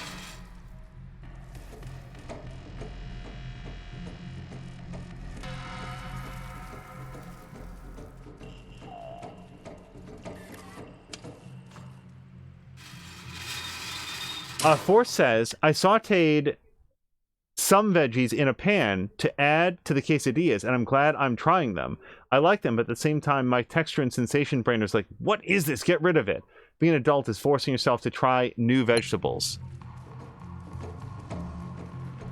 Squash is another, I feel like it's a vegetable as opposed to a fruit, but regardless, it's another one of those foods that I would like to enjoy more than I do, which is not at all.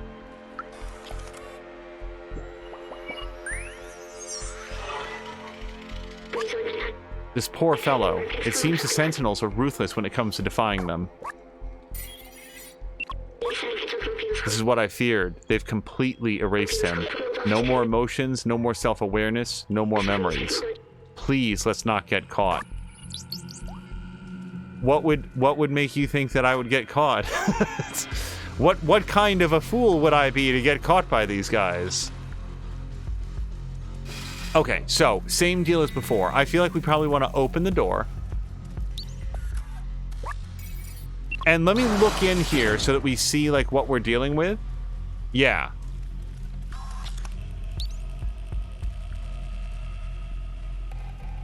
How many Sentinels are there? Is it just the one? No, there's the two. Alright, so we're gonna have to be bold about this.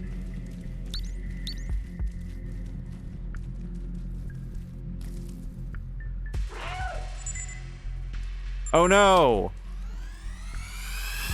Serpentine, Elliot!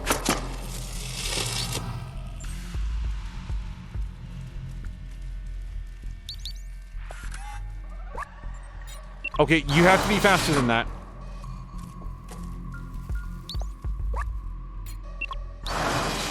Okay, was that both of them? Did we get both of them? I think so. Hello to Samalander. Hello, Samalander, and welcome. Samalander says, winter storage squashes make me want to vomit. Old food trauma. I, like, squashes, cantaloupes, watermelons. I've said this on many occasions. I regret very much that they basically trigger a gag reflex. Well done locking up that Sentinel. We gotta take the power back. I assume he means personal power as opposed to political power. Or like electricity.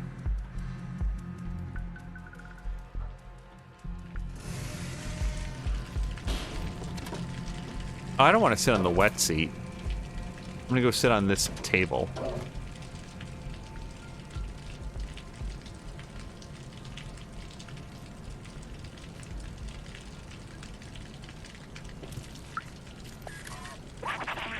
Stay alert. We aren't in the clear yet.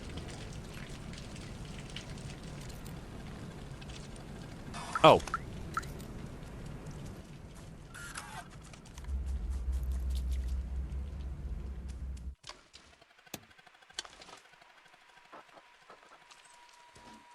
I do like lettuce. I like cabbage. I've learned to like radishes, at least when they're like cut in with other stuff.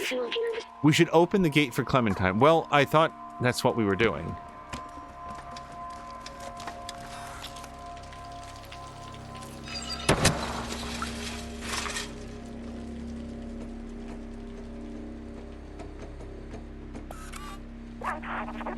Onions, those are really good in a salad. The thing about having a salad with onions is that for the love of every other person in the world, like, you know, have a good toothbrush, mouthwash, or something on the other side. I always feel very self-conscious if I have anything with, like, onions or garlic.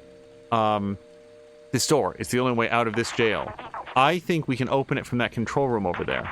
We have to find a way to get access to that room. Let's look around. Eggs, that's another thing. Like, if you're gonna have eggs in your salad, like hard-boiled eggs. I mean, it's probably a good idea to brush your teeth anyway, but especially if you're gonna have those things. This door is the only way out of this jail. I think we can open it from that control room over there. Let's look around. Well, the answer to a lot of life's questions in this game are be a cat. Jump up high. Clementine, give me a boost. You are tall, and I am very nimble. And also, I want to scratch up this tree. Oh, yes, the stuff.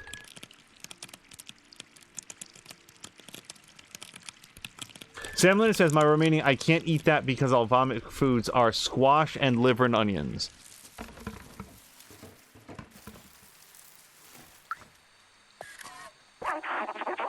Yeah, no, it is, but... Okay, so Clementine does not want to give me a boost, like they did before. So I'm going to have to think of another way to get up high. Oh, I'll just drive the truck. This will be great.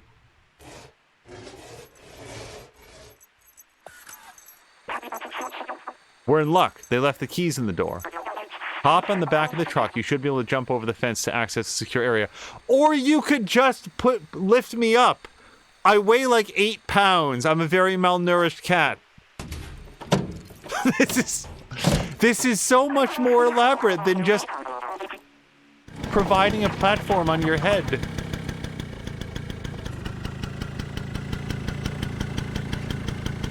Why are we doing this?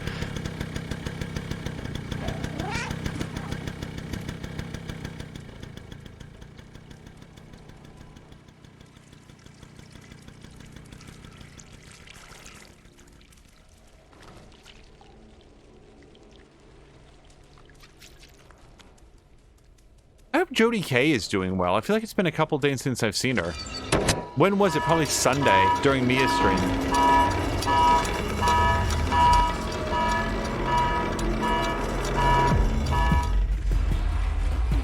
Oh! Okay, well, I'm screwed now.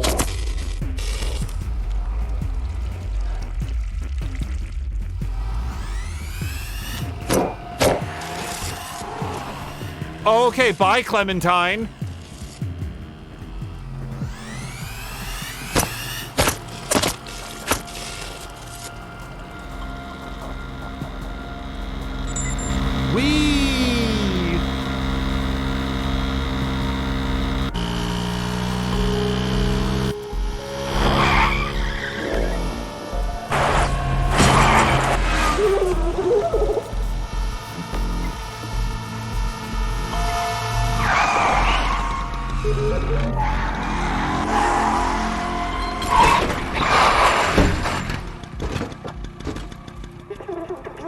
I handed to Clementine, A+ getaway skill driver.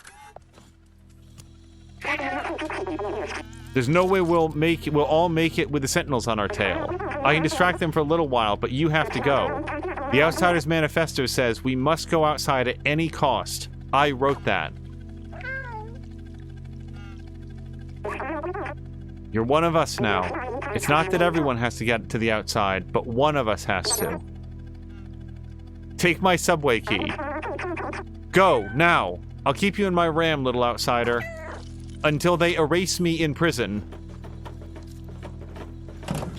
Like, don't get me wrong, I am pro Stray reuniting with his friends. But also... Stray has a shorter lifespan than Infinity.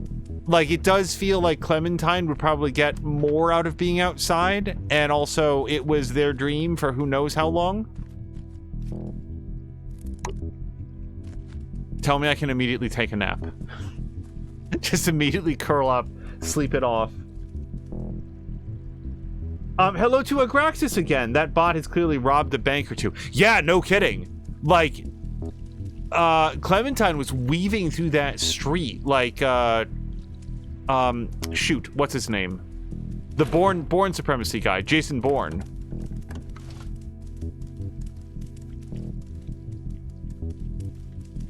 Is this the wrong direction? That's the wrong direction.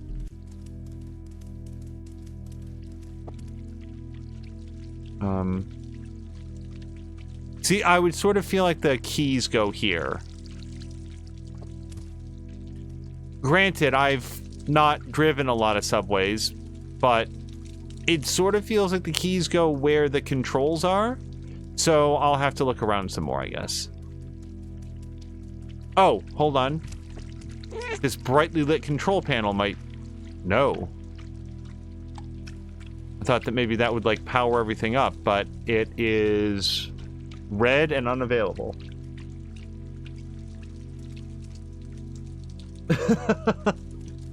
Simon says, you know, that guy from the Bourne movies, Jason something or other.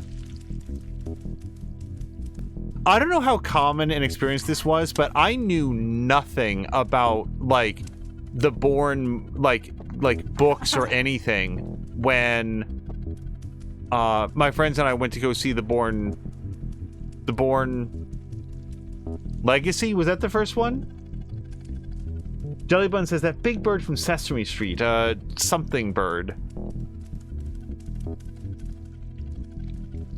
I don't feel like this was supposed to be a puzzle. This key looks like you can start the subway car. Yeah.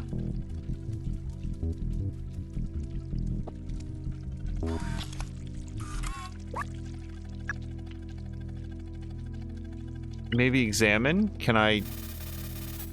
Yeah, that's a subway key.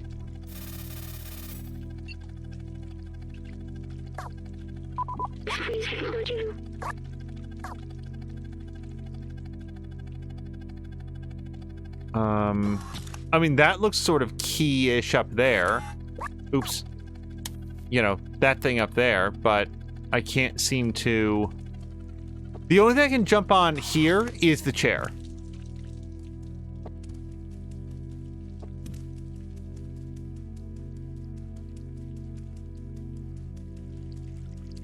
Is there a different subway car that I'm supposed to go visit?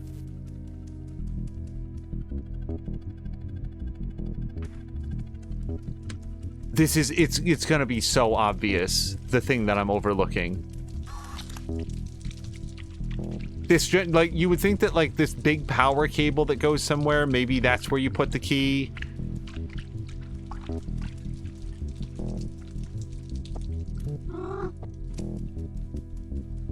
Agraxis is saying, if you haven't seen the Bourne attraction at Universal Studios, you gotta check it out. It's pretty wild. I have not even heard of that before. But it's interesting that it's good.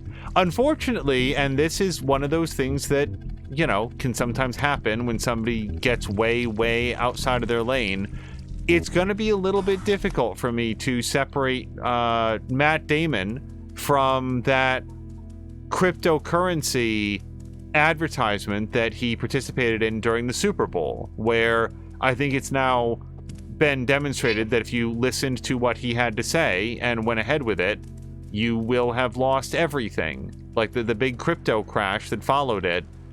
What is it with celebrities, both from like the current era and the before times? Oh, is this it? Is this where you start at Subway? Oh, you have to put in the battery. Maybe I was supposed to do this earlier. We finally found the atomic battery. It looks really powerful, doesn't it? Yes, use item.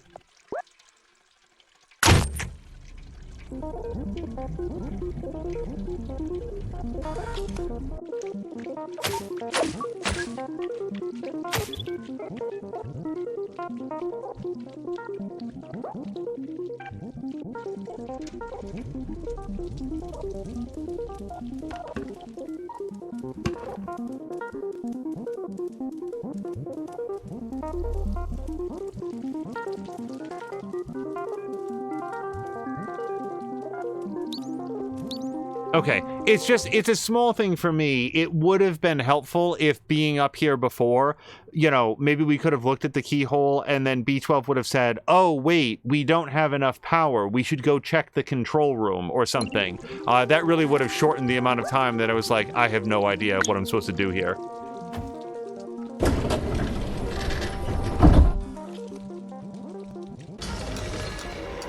I do want to read chat, but we have a cutscene happening, and I don't want to miss any of Stray's dialogue.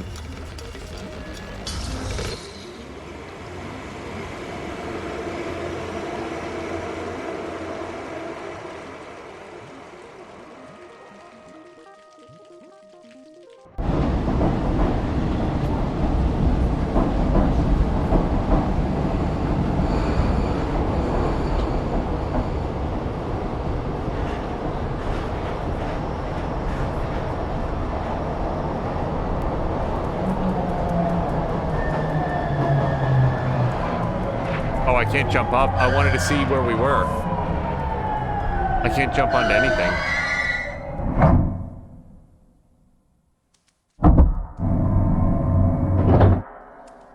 Okay, so, do we happen to have Patikin here? Or somebody that knows? And it's because I have a very specific question.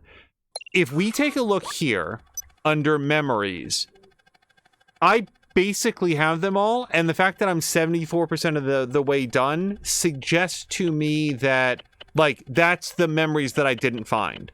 So I think we're very close to the end. But if somebody was to tell me... So, Patikin, let me ask you a question. This is the beginning of Control Room. Would you say that I'm plus or minus 30 minutes from the end? Because Mia and Chivalry will probably be live in about 15 minutes, and I wouldn't mind going a little bit over if we're that close to the end, but if you'd say that I've got an hour or more, then we'll come back. Less than 30 minutes. Okay, that's exactly what I want to know. Thank you for that, Patikin. How may I help you?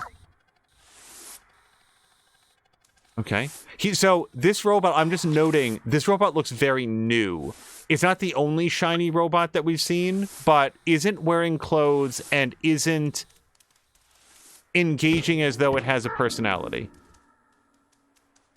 That's one of the things that so far in my streaming career I've been very lucky about. Saving a game that's so close to the end that I come back for the next episode and it's like 5 minutes and then it's just done.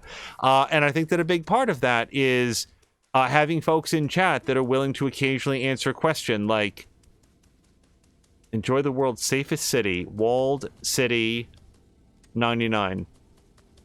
Who are willing to answer the basic question, am I getting close? Greetings, inhabitant of walled city 99. Oh, I don't want to... Whoops. I don't want to sit in that. Oh, look! Wait, no! Guys! Hold on. I leave paw prints. Hold on. I leave paw prints in the paint and then on the wood. Oh, that's awesome!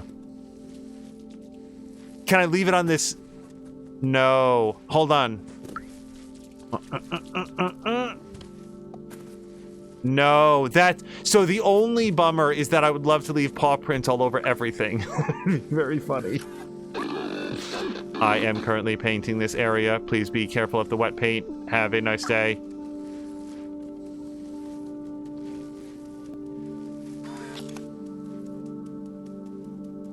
Grumpy saying Mia and Netheryam, no. So I'm not sure if Mia and Netheryam are returning to It Takes Two. That would be awesome. But yeah, I'd like to be able to... Greetings, inhabitant of Walled City 99. This door leading to the surface is currently locked due to the confinement procedure. Please refer to any certified engineer inside the control room if you have any requests. Have a nice day. So is it, am I wrong? Or maybe it's like I thought confinement had an E in it. C-O-N-F-I-N-E-M-E-N-T. Is that wrong? Or are there different parts of the world where they spell it a little bit differently?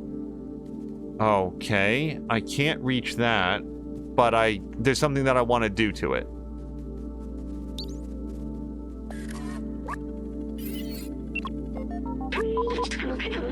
The control room is closed by some sort of security protocol. It says that only humans are allowed to enter. It also says that I'm not considered human. Hey, that's offensive, security protocol.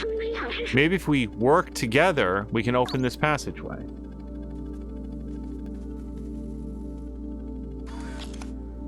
Agraxis is agreeing that the paw prints are an interesting detail. Yeah, and I can't fault the tech for not allowing you to, like, paw print around for a minute or so, but it would have been fun. But Patikin is saying they should be playing It Takes Two today. Netheryam mentioned it yesterday, and I believe Mia has it on her Discord. Okay, awesome. I'm glad that they're returning to that. I wanted to ask, but I wasn't sure if there had been some technical problem or something.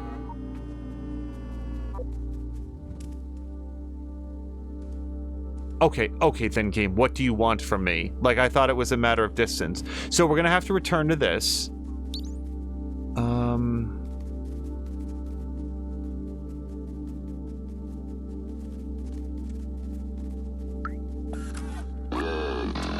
The city has been sealed for your safety. Please refer to... Oh, sorry, I wrote that.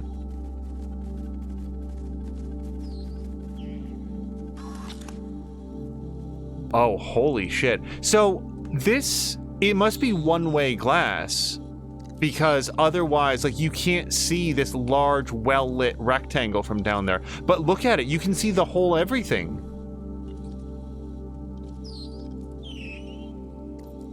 Oh, that's beautiful and really creepy.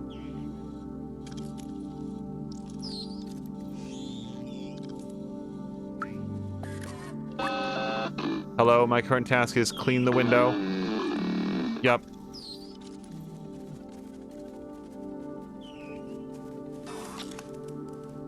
Okay, and I feel like we already talked with this person, but maybe not.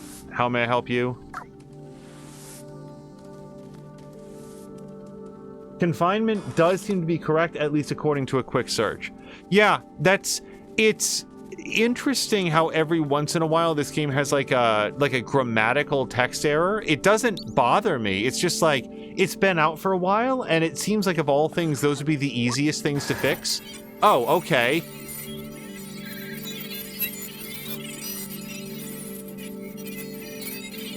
Oh, he's holding it open for me. Alright. Speaking of It Takes Two, take two. Scratch.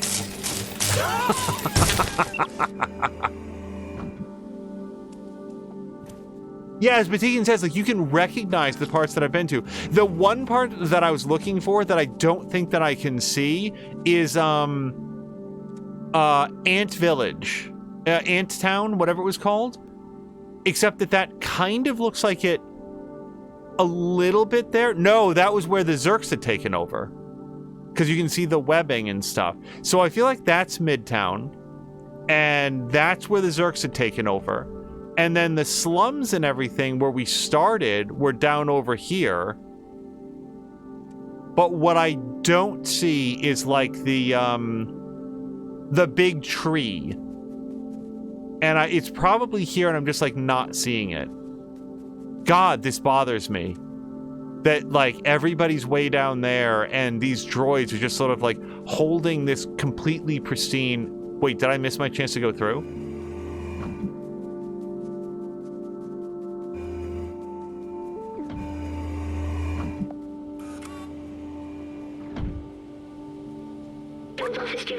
This is the control room for the entire city. They controlled everything from here, and it's empty. I remember hating them so much. They had everything. Clean space, limitless power, freedom to move. Little good it did them. The plague. I remember it now. Everyone was dying, and they thought they were above it all. They did nothing to help us. I watched my family die. I felt helpless. I couldn't do anything to save them. But I can still help you. We can still go outside together. I will carry the memories of humanity and the people I loved. I hope we, like, get to open the city for the others as well. Can I smash up their coffee cups? Ugh. Okay, but... Oh, well, it's carpeted. We're not gonna be able to, like, smash them, but...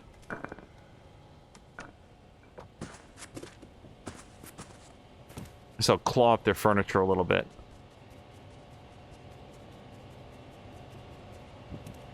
As Patikin said, landing all the cups in the seats. Oh, by the way,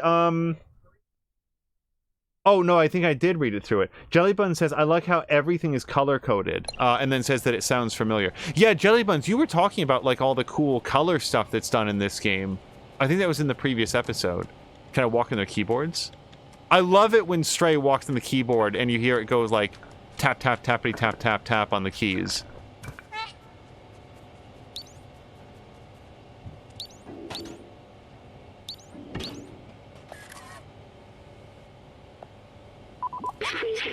This is it, the main computer.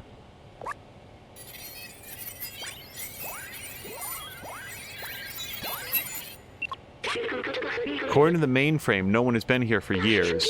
The whole city is stuck in a lockdown cycle from long ago. If we disable it, we should be able to leave. We'll need to bring the rest of these systems online. These computers hold the data we need. We need to turn them on. While you do that, I'll look for passwords and encrypted keys to get into the system. I will say one thing, like, one adjustment to my can we get everybody else out? For all I know, this enclosed city is the only place in the world where... Oh, hold on. Where the Zerks exist, sorry. And we would definitely not like to allow the Zerks out into the general biosphere. Nope.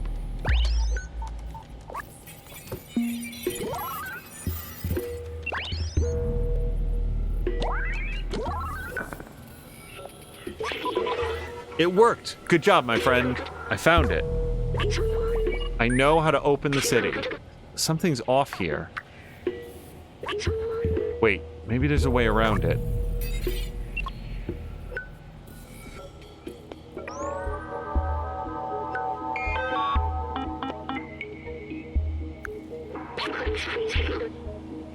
There, that's the workstation to open the city. But there are several layers of security preventing us from using it.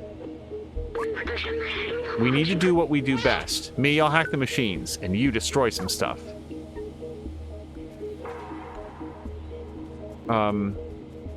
Like here, or like where are the layers of security stored?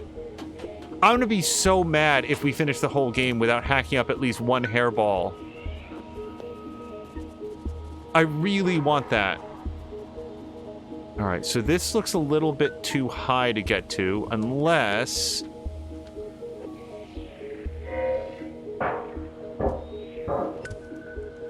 Ah.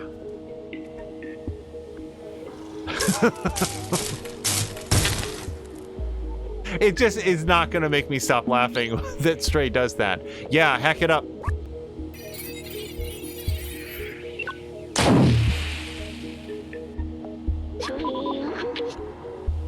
The system is taking more than I expected.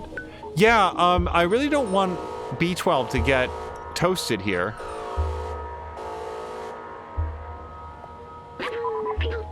Oh no, we've got to keep going.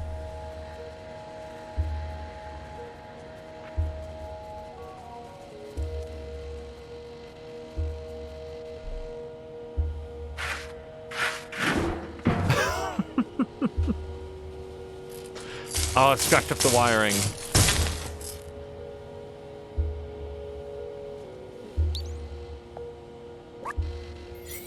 I'm glad I sharpened Stray's claws on so many things. So I really don't like that that's happening. Don't worry, I can recharge once we open up that workstation. I'm not worried about you having an insufficient charge, though.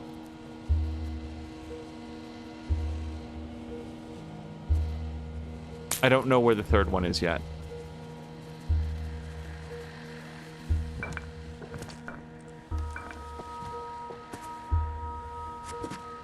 It does seem like it would be in the control room. Oh, No, that's the central terminal. I'm looking for the yellow lock. There it is.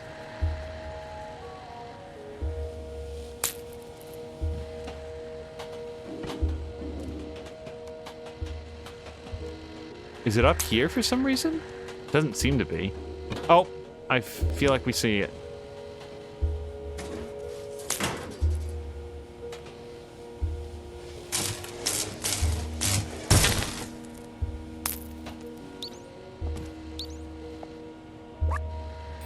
I really don't like this.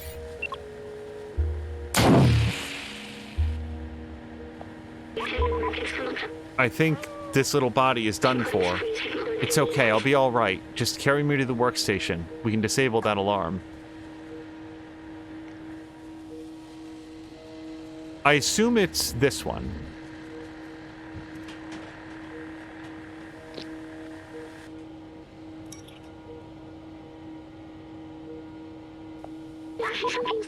That's it. We're safe.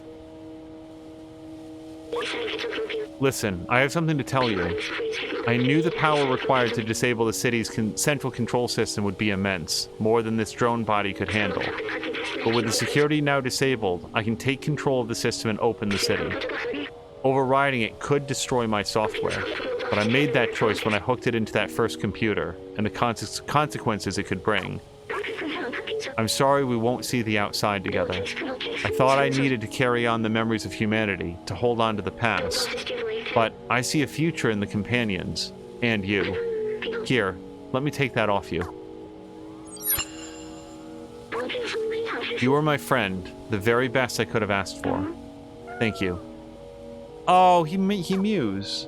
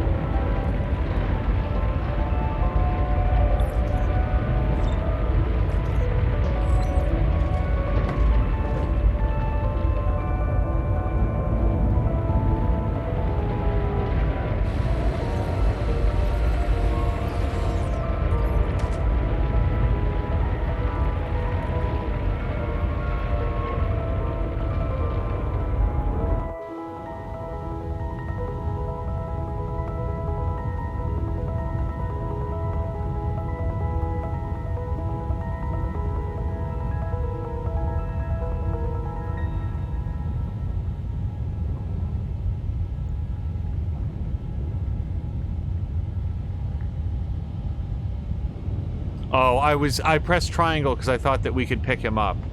I know what he said, but I would really want to bring him with us.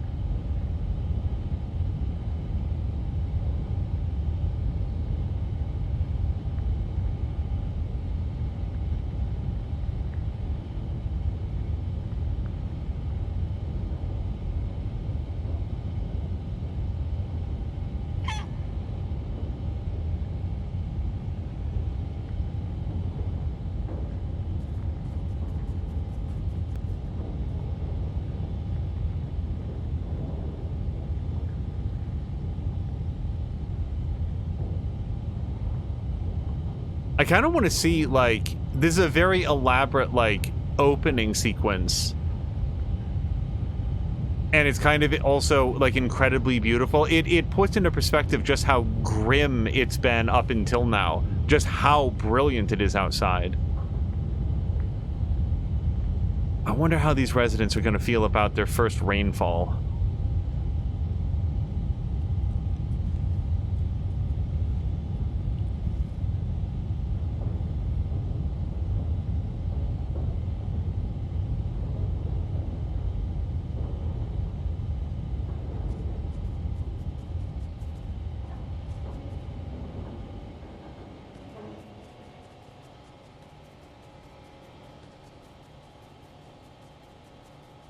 Oh, there's no more running, by the way. This is our maximum gait. Oh, nope, there it goes.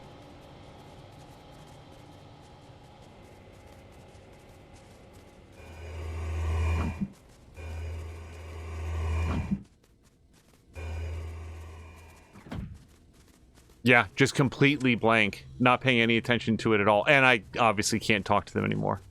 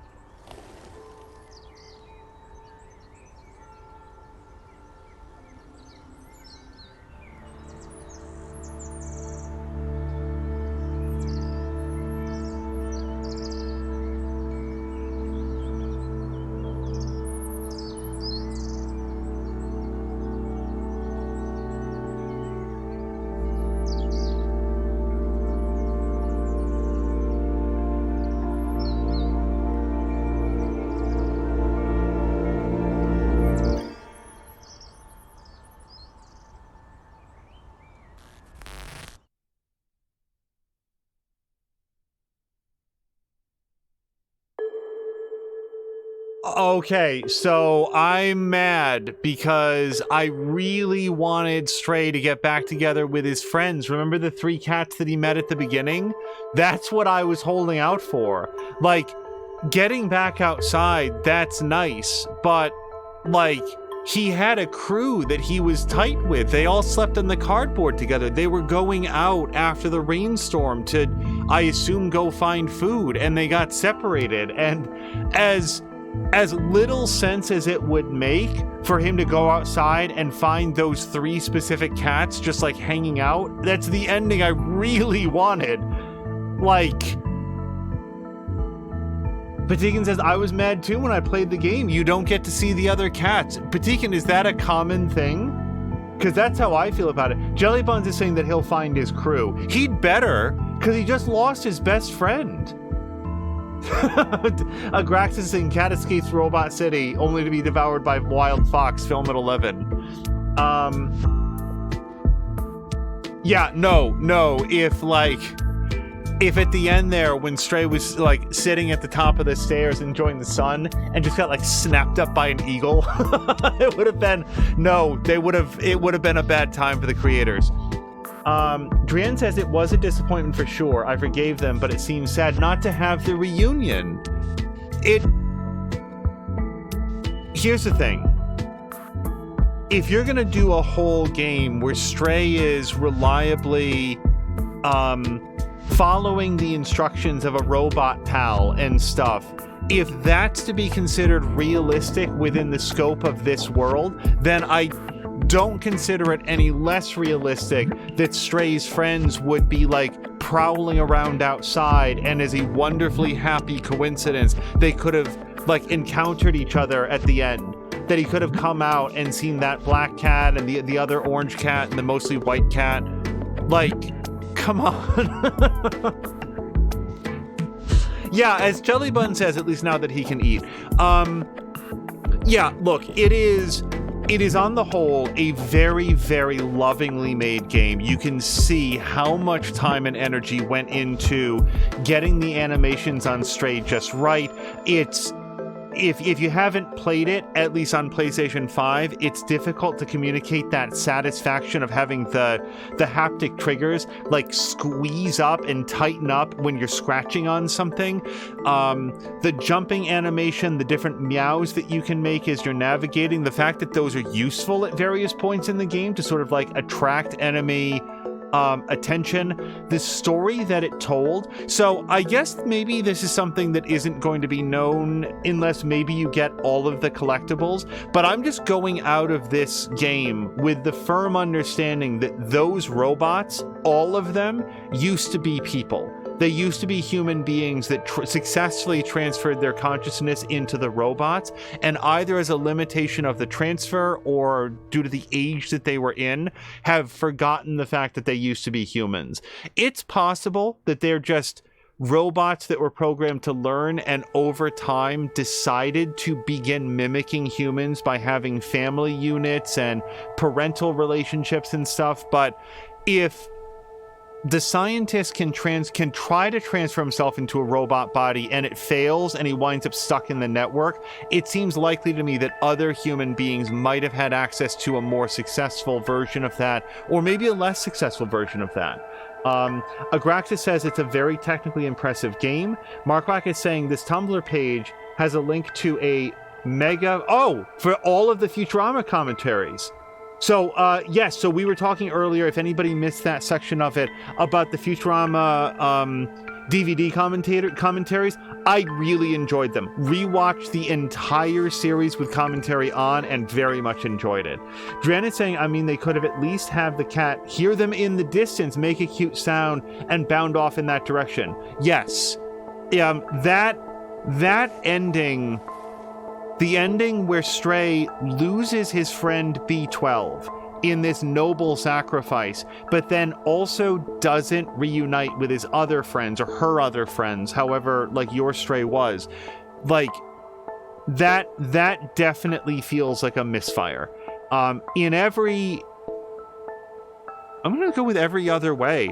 The game was like really well technically realized, and I think that it wove an interesting mystery and this story of these characters that were self-directed to escape from this enclosure. They know the world outside exists, but have long since lost the ability to find it. And then I gotta say, I was mad at the end, the image of these people looking through this glass and just like looking down at them. And even when they were like suffocating or dying of the plague, who knows? Like the humans in the control room or whoever was controlling it, they might have passed away generations before. The people inside the city have no way to know, but the image of it, them looking down through their one-way window and seeing these like increasingly dilapidated buildings and just like shrugging, just like not caring, it feels heartless, it feels soulless in a way that the actual robots don't.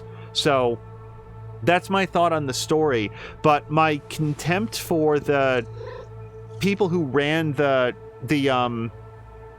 city should not be mistaken for disliking the game. I really enjoyed the game.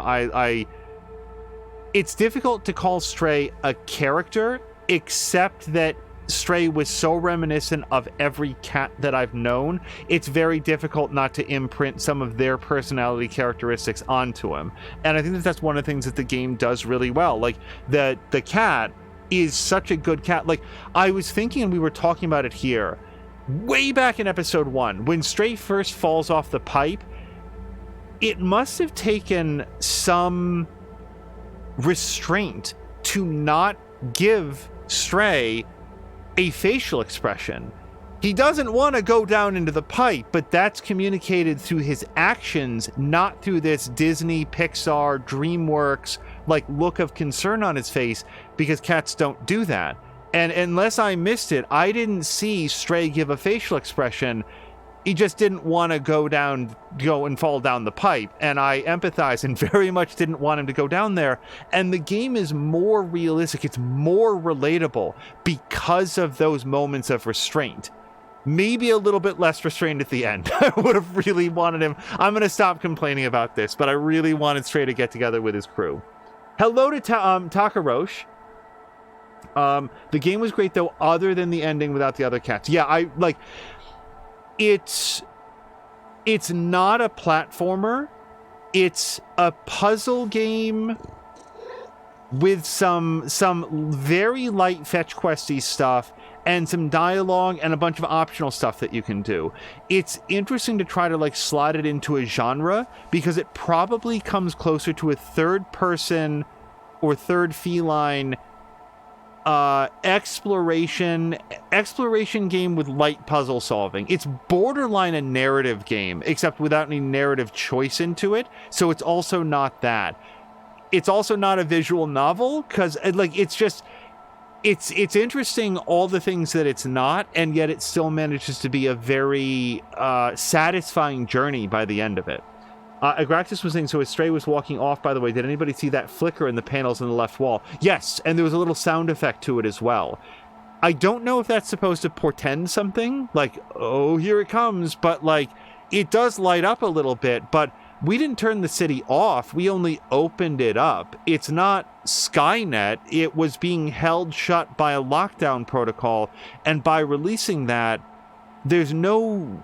Like, if that's supposed to mean something outside of the city still has some power, I'm not sure what. Oh, and by the way, again, I was a little nervous about opening up the city, but obviously when, like, the Skrull, what the hell are they called? The little, like, bacteria babies, whatever they're called. Oh, yeah, and they're giant eyeballs? Let's not forget about those. Kill those with fire. Like, direct sunlight, fire, napalm, whatever it takes. Like, let's not have those escape the city.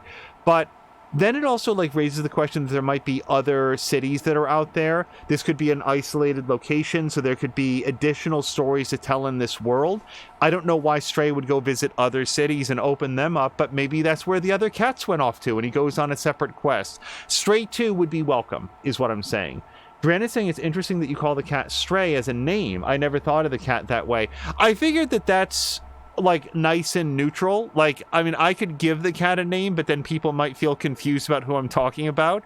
And Stray works as well for me as anything else. I kind of wish there was a little more platforming. Not be able to freely jump made me a little sad. My understanding, and I talked about this a little bit in a previous episode, but again, it's something that I heard rather than read from the developers, is that in early testing, it was much more of a free platformer, but players would make mistakes and miss jumps and fall off of things, and actually felt like that detracted from the experience of feeling like a cat, because cats are very precise in their jumps. Zerks, thank you, which remind me so much of the mites in Grounded. Now that you mention it, I've played enough Grounded to like know what those look like, and yeah, like somewhat larger versions of them. They're the dog versions of the cat-sized mites in Grounded. Bettina saying they reminded me of the head crabs from Half-Life. That too. I called them head crabs at first, and they want to jump on you as well. So yeah, that's Stray, 3 episodes. So on that note, I think probably rather than getting put into its own separate playlist, this will be joining the quick playthroughs playlist. So this will go newest to the top, like the earliest number near the top of the list. So it'll be the easiest to see, and we'll put up episodes 1, 2, and 3 and have them there. This was a lot of fun, and it was exactly what I wanted it to be, a game about a cute cat doing cute cat things with an interesting story, and one that ran for about 3 episodes. We were actually talking, and I'd actually texted HW earlier today. I'd be very surprised if Stray hit episode 5, just because I felt like based on the interface, we were probably pretty close in, and now we're done. So this was great.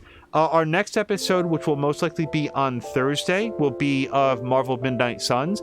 But then stay tuned for sometime this weekend. We will probably do another audition stream of another game. Something that will likely be different from Stray, but that we've been meaning to play for a while, and we'll check it out then. Graxa says, those head crabs hurt you. Patin did 3 streams for 100%. I would have been surprised if you did more than that. Yeah, and I was not deliberately skipping anything. I thought that maybe eventually, I thought that we might find the energy drinks that I needed in the slums, like, elsewhere in the world and bring them back. But no, I found 1 of 3 energy drinks and never found another one through the whole rest of the game. A Plague Tale Requiem when, says Trian. That's definitely on the list, but I also feel like that's going to be sort of like a more robust playthrough. So I might save that one until Midnight Suns is done, but I do very much want to play it. Patine is asking if I played the first game. Yes, Plague Tale Innocence full playlist is up on our channel. I really like that game too. Without giving any spoilers at all, without saying a single word about the story or mechanics, A Plague Tale Innocence was exactly the way that James Stephanie Sterling had described it, which was the perfect length to consistently introduce interesting new spins on its gameplay mechanics or new gameplay mechanics outright, such that you constantly felt engaged by the characters, the story, and the mechanics that you were doing right up until it ended, and then it ended right when it was meant to. And it was a perfectly structured game, and very interesting and well told as well. But we won't get too far into the Plague Tale of it right now. There'll be plenty of time to talk about that in the sequel. So on our way out, and this is a little bit of a non sequitur. I started talking about it earlier. We're recording this a day after 400 people working at Twitch lost their jobs. I started to say that I heard one particular hot take that, like, well, if they can cut 400 jobs and, just be more efficient, then those people deserved it. I don't know what would make anybody think that. I think that celebrating or even diminishing the loss of employment for people who I have every reason to believe cared about what they did, worked as instructed by management, did everything they could to improve the platform for us, and that although, any missteps that we have, why would we think it's the fault of any of those 400 people? Those people are out of work. And I said this in an earlier, I think a Midnight Sun stream. I have no reason to believe that any of those people would ever see this specific stream, but I would just want to express our condolences to everybody who's now out there in this economy and trying to find work. that sucks. I very much enjoy being on Twitch. I love the community that we've built here and being able to interact with all of you. And that is made possible through the hard work of real human beings that go to work every day to provide moderation and content improvements and feature enhancements and to keep the servers up and running. And a lot of those people are out of work today. And I just wanted to say to them, I'm very sorry, and to thank them for the work that they did, because this platform that we have to share these games with you guys, it wasn't magicked out of the ether. It was built by human hands and human ingenuity, and I feel bad when the people who do that at any level, secretarial staff, janitorial staff, cafeteria staff, literally whatever, anybody that lost their jobs helped in some way to contribute to the community that we have here. So I just wanted to say that one more time. I hope that everybody lands on their feet and is able to put their expertise to good use in the future. Dren was saying that Plague Tale was super well acted, especially considering that the actors were their characters' ages. Yeah, I think we talked about that in the first one as well, which is super impressive. And then layoffs rarely have anything to do with the individual performance, especially in such large numbers. Exactly. Anybody that's out there shrugging their shoulders and saying, oh, well, tra-la-la, when 400 people that are almost certainly operating about your same economic level are now out of work, anybody that's celebrating or just sort of diminishing that, like, just pause for a second before you do that and just think about how you would feel if you lost your job and some rando on the internet was like, oh, well, you probably weren't working hard and you didn't deserve it.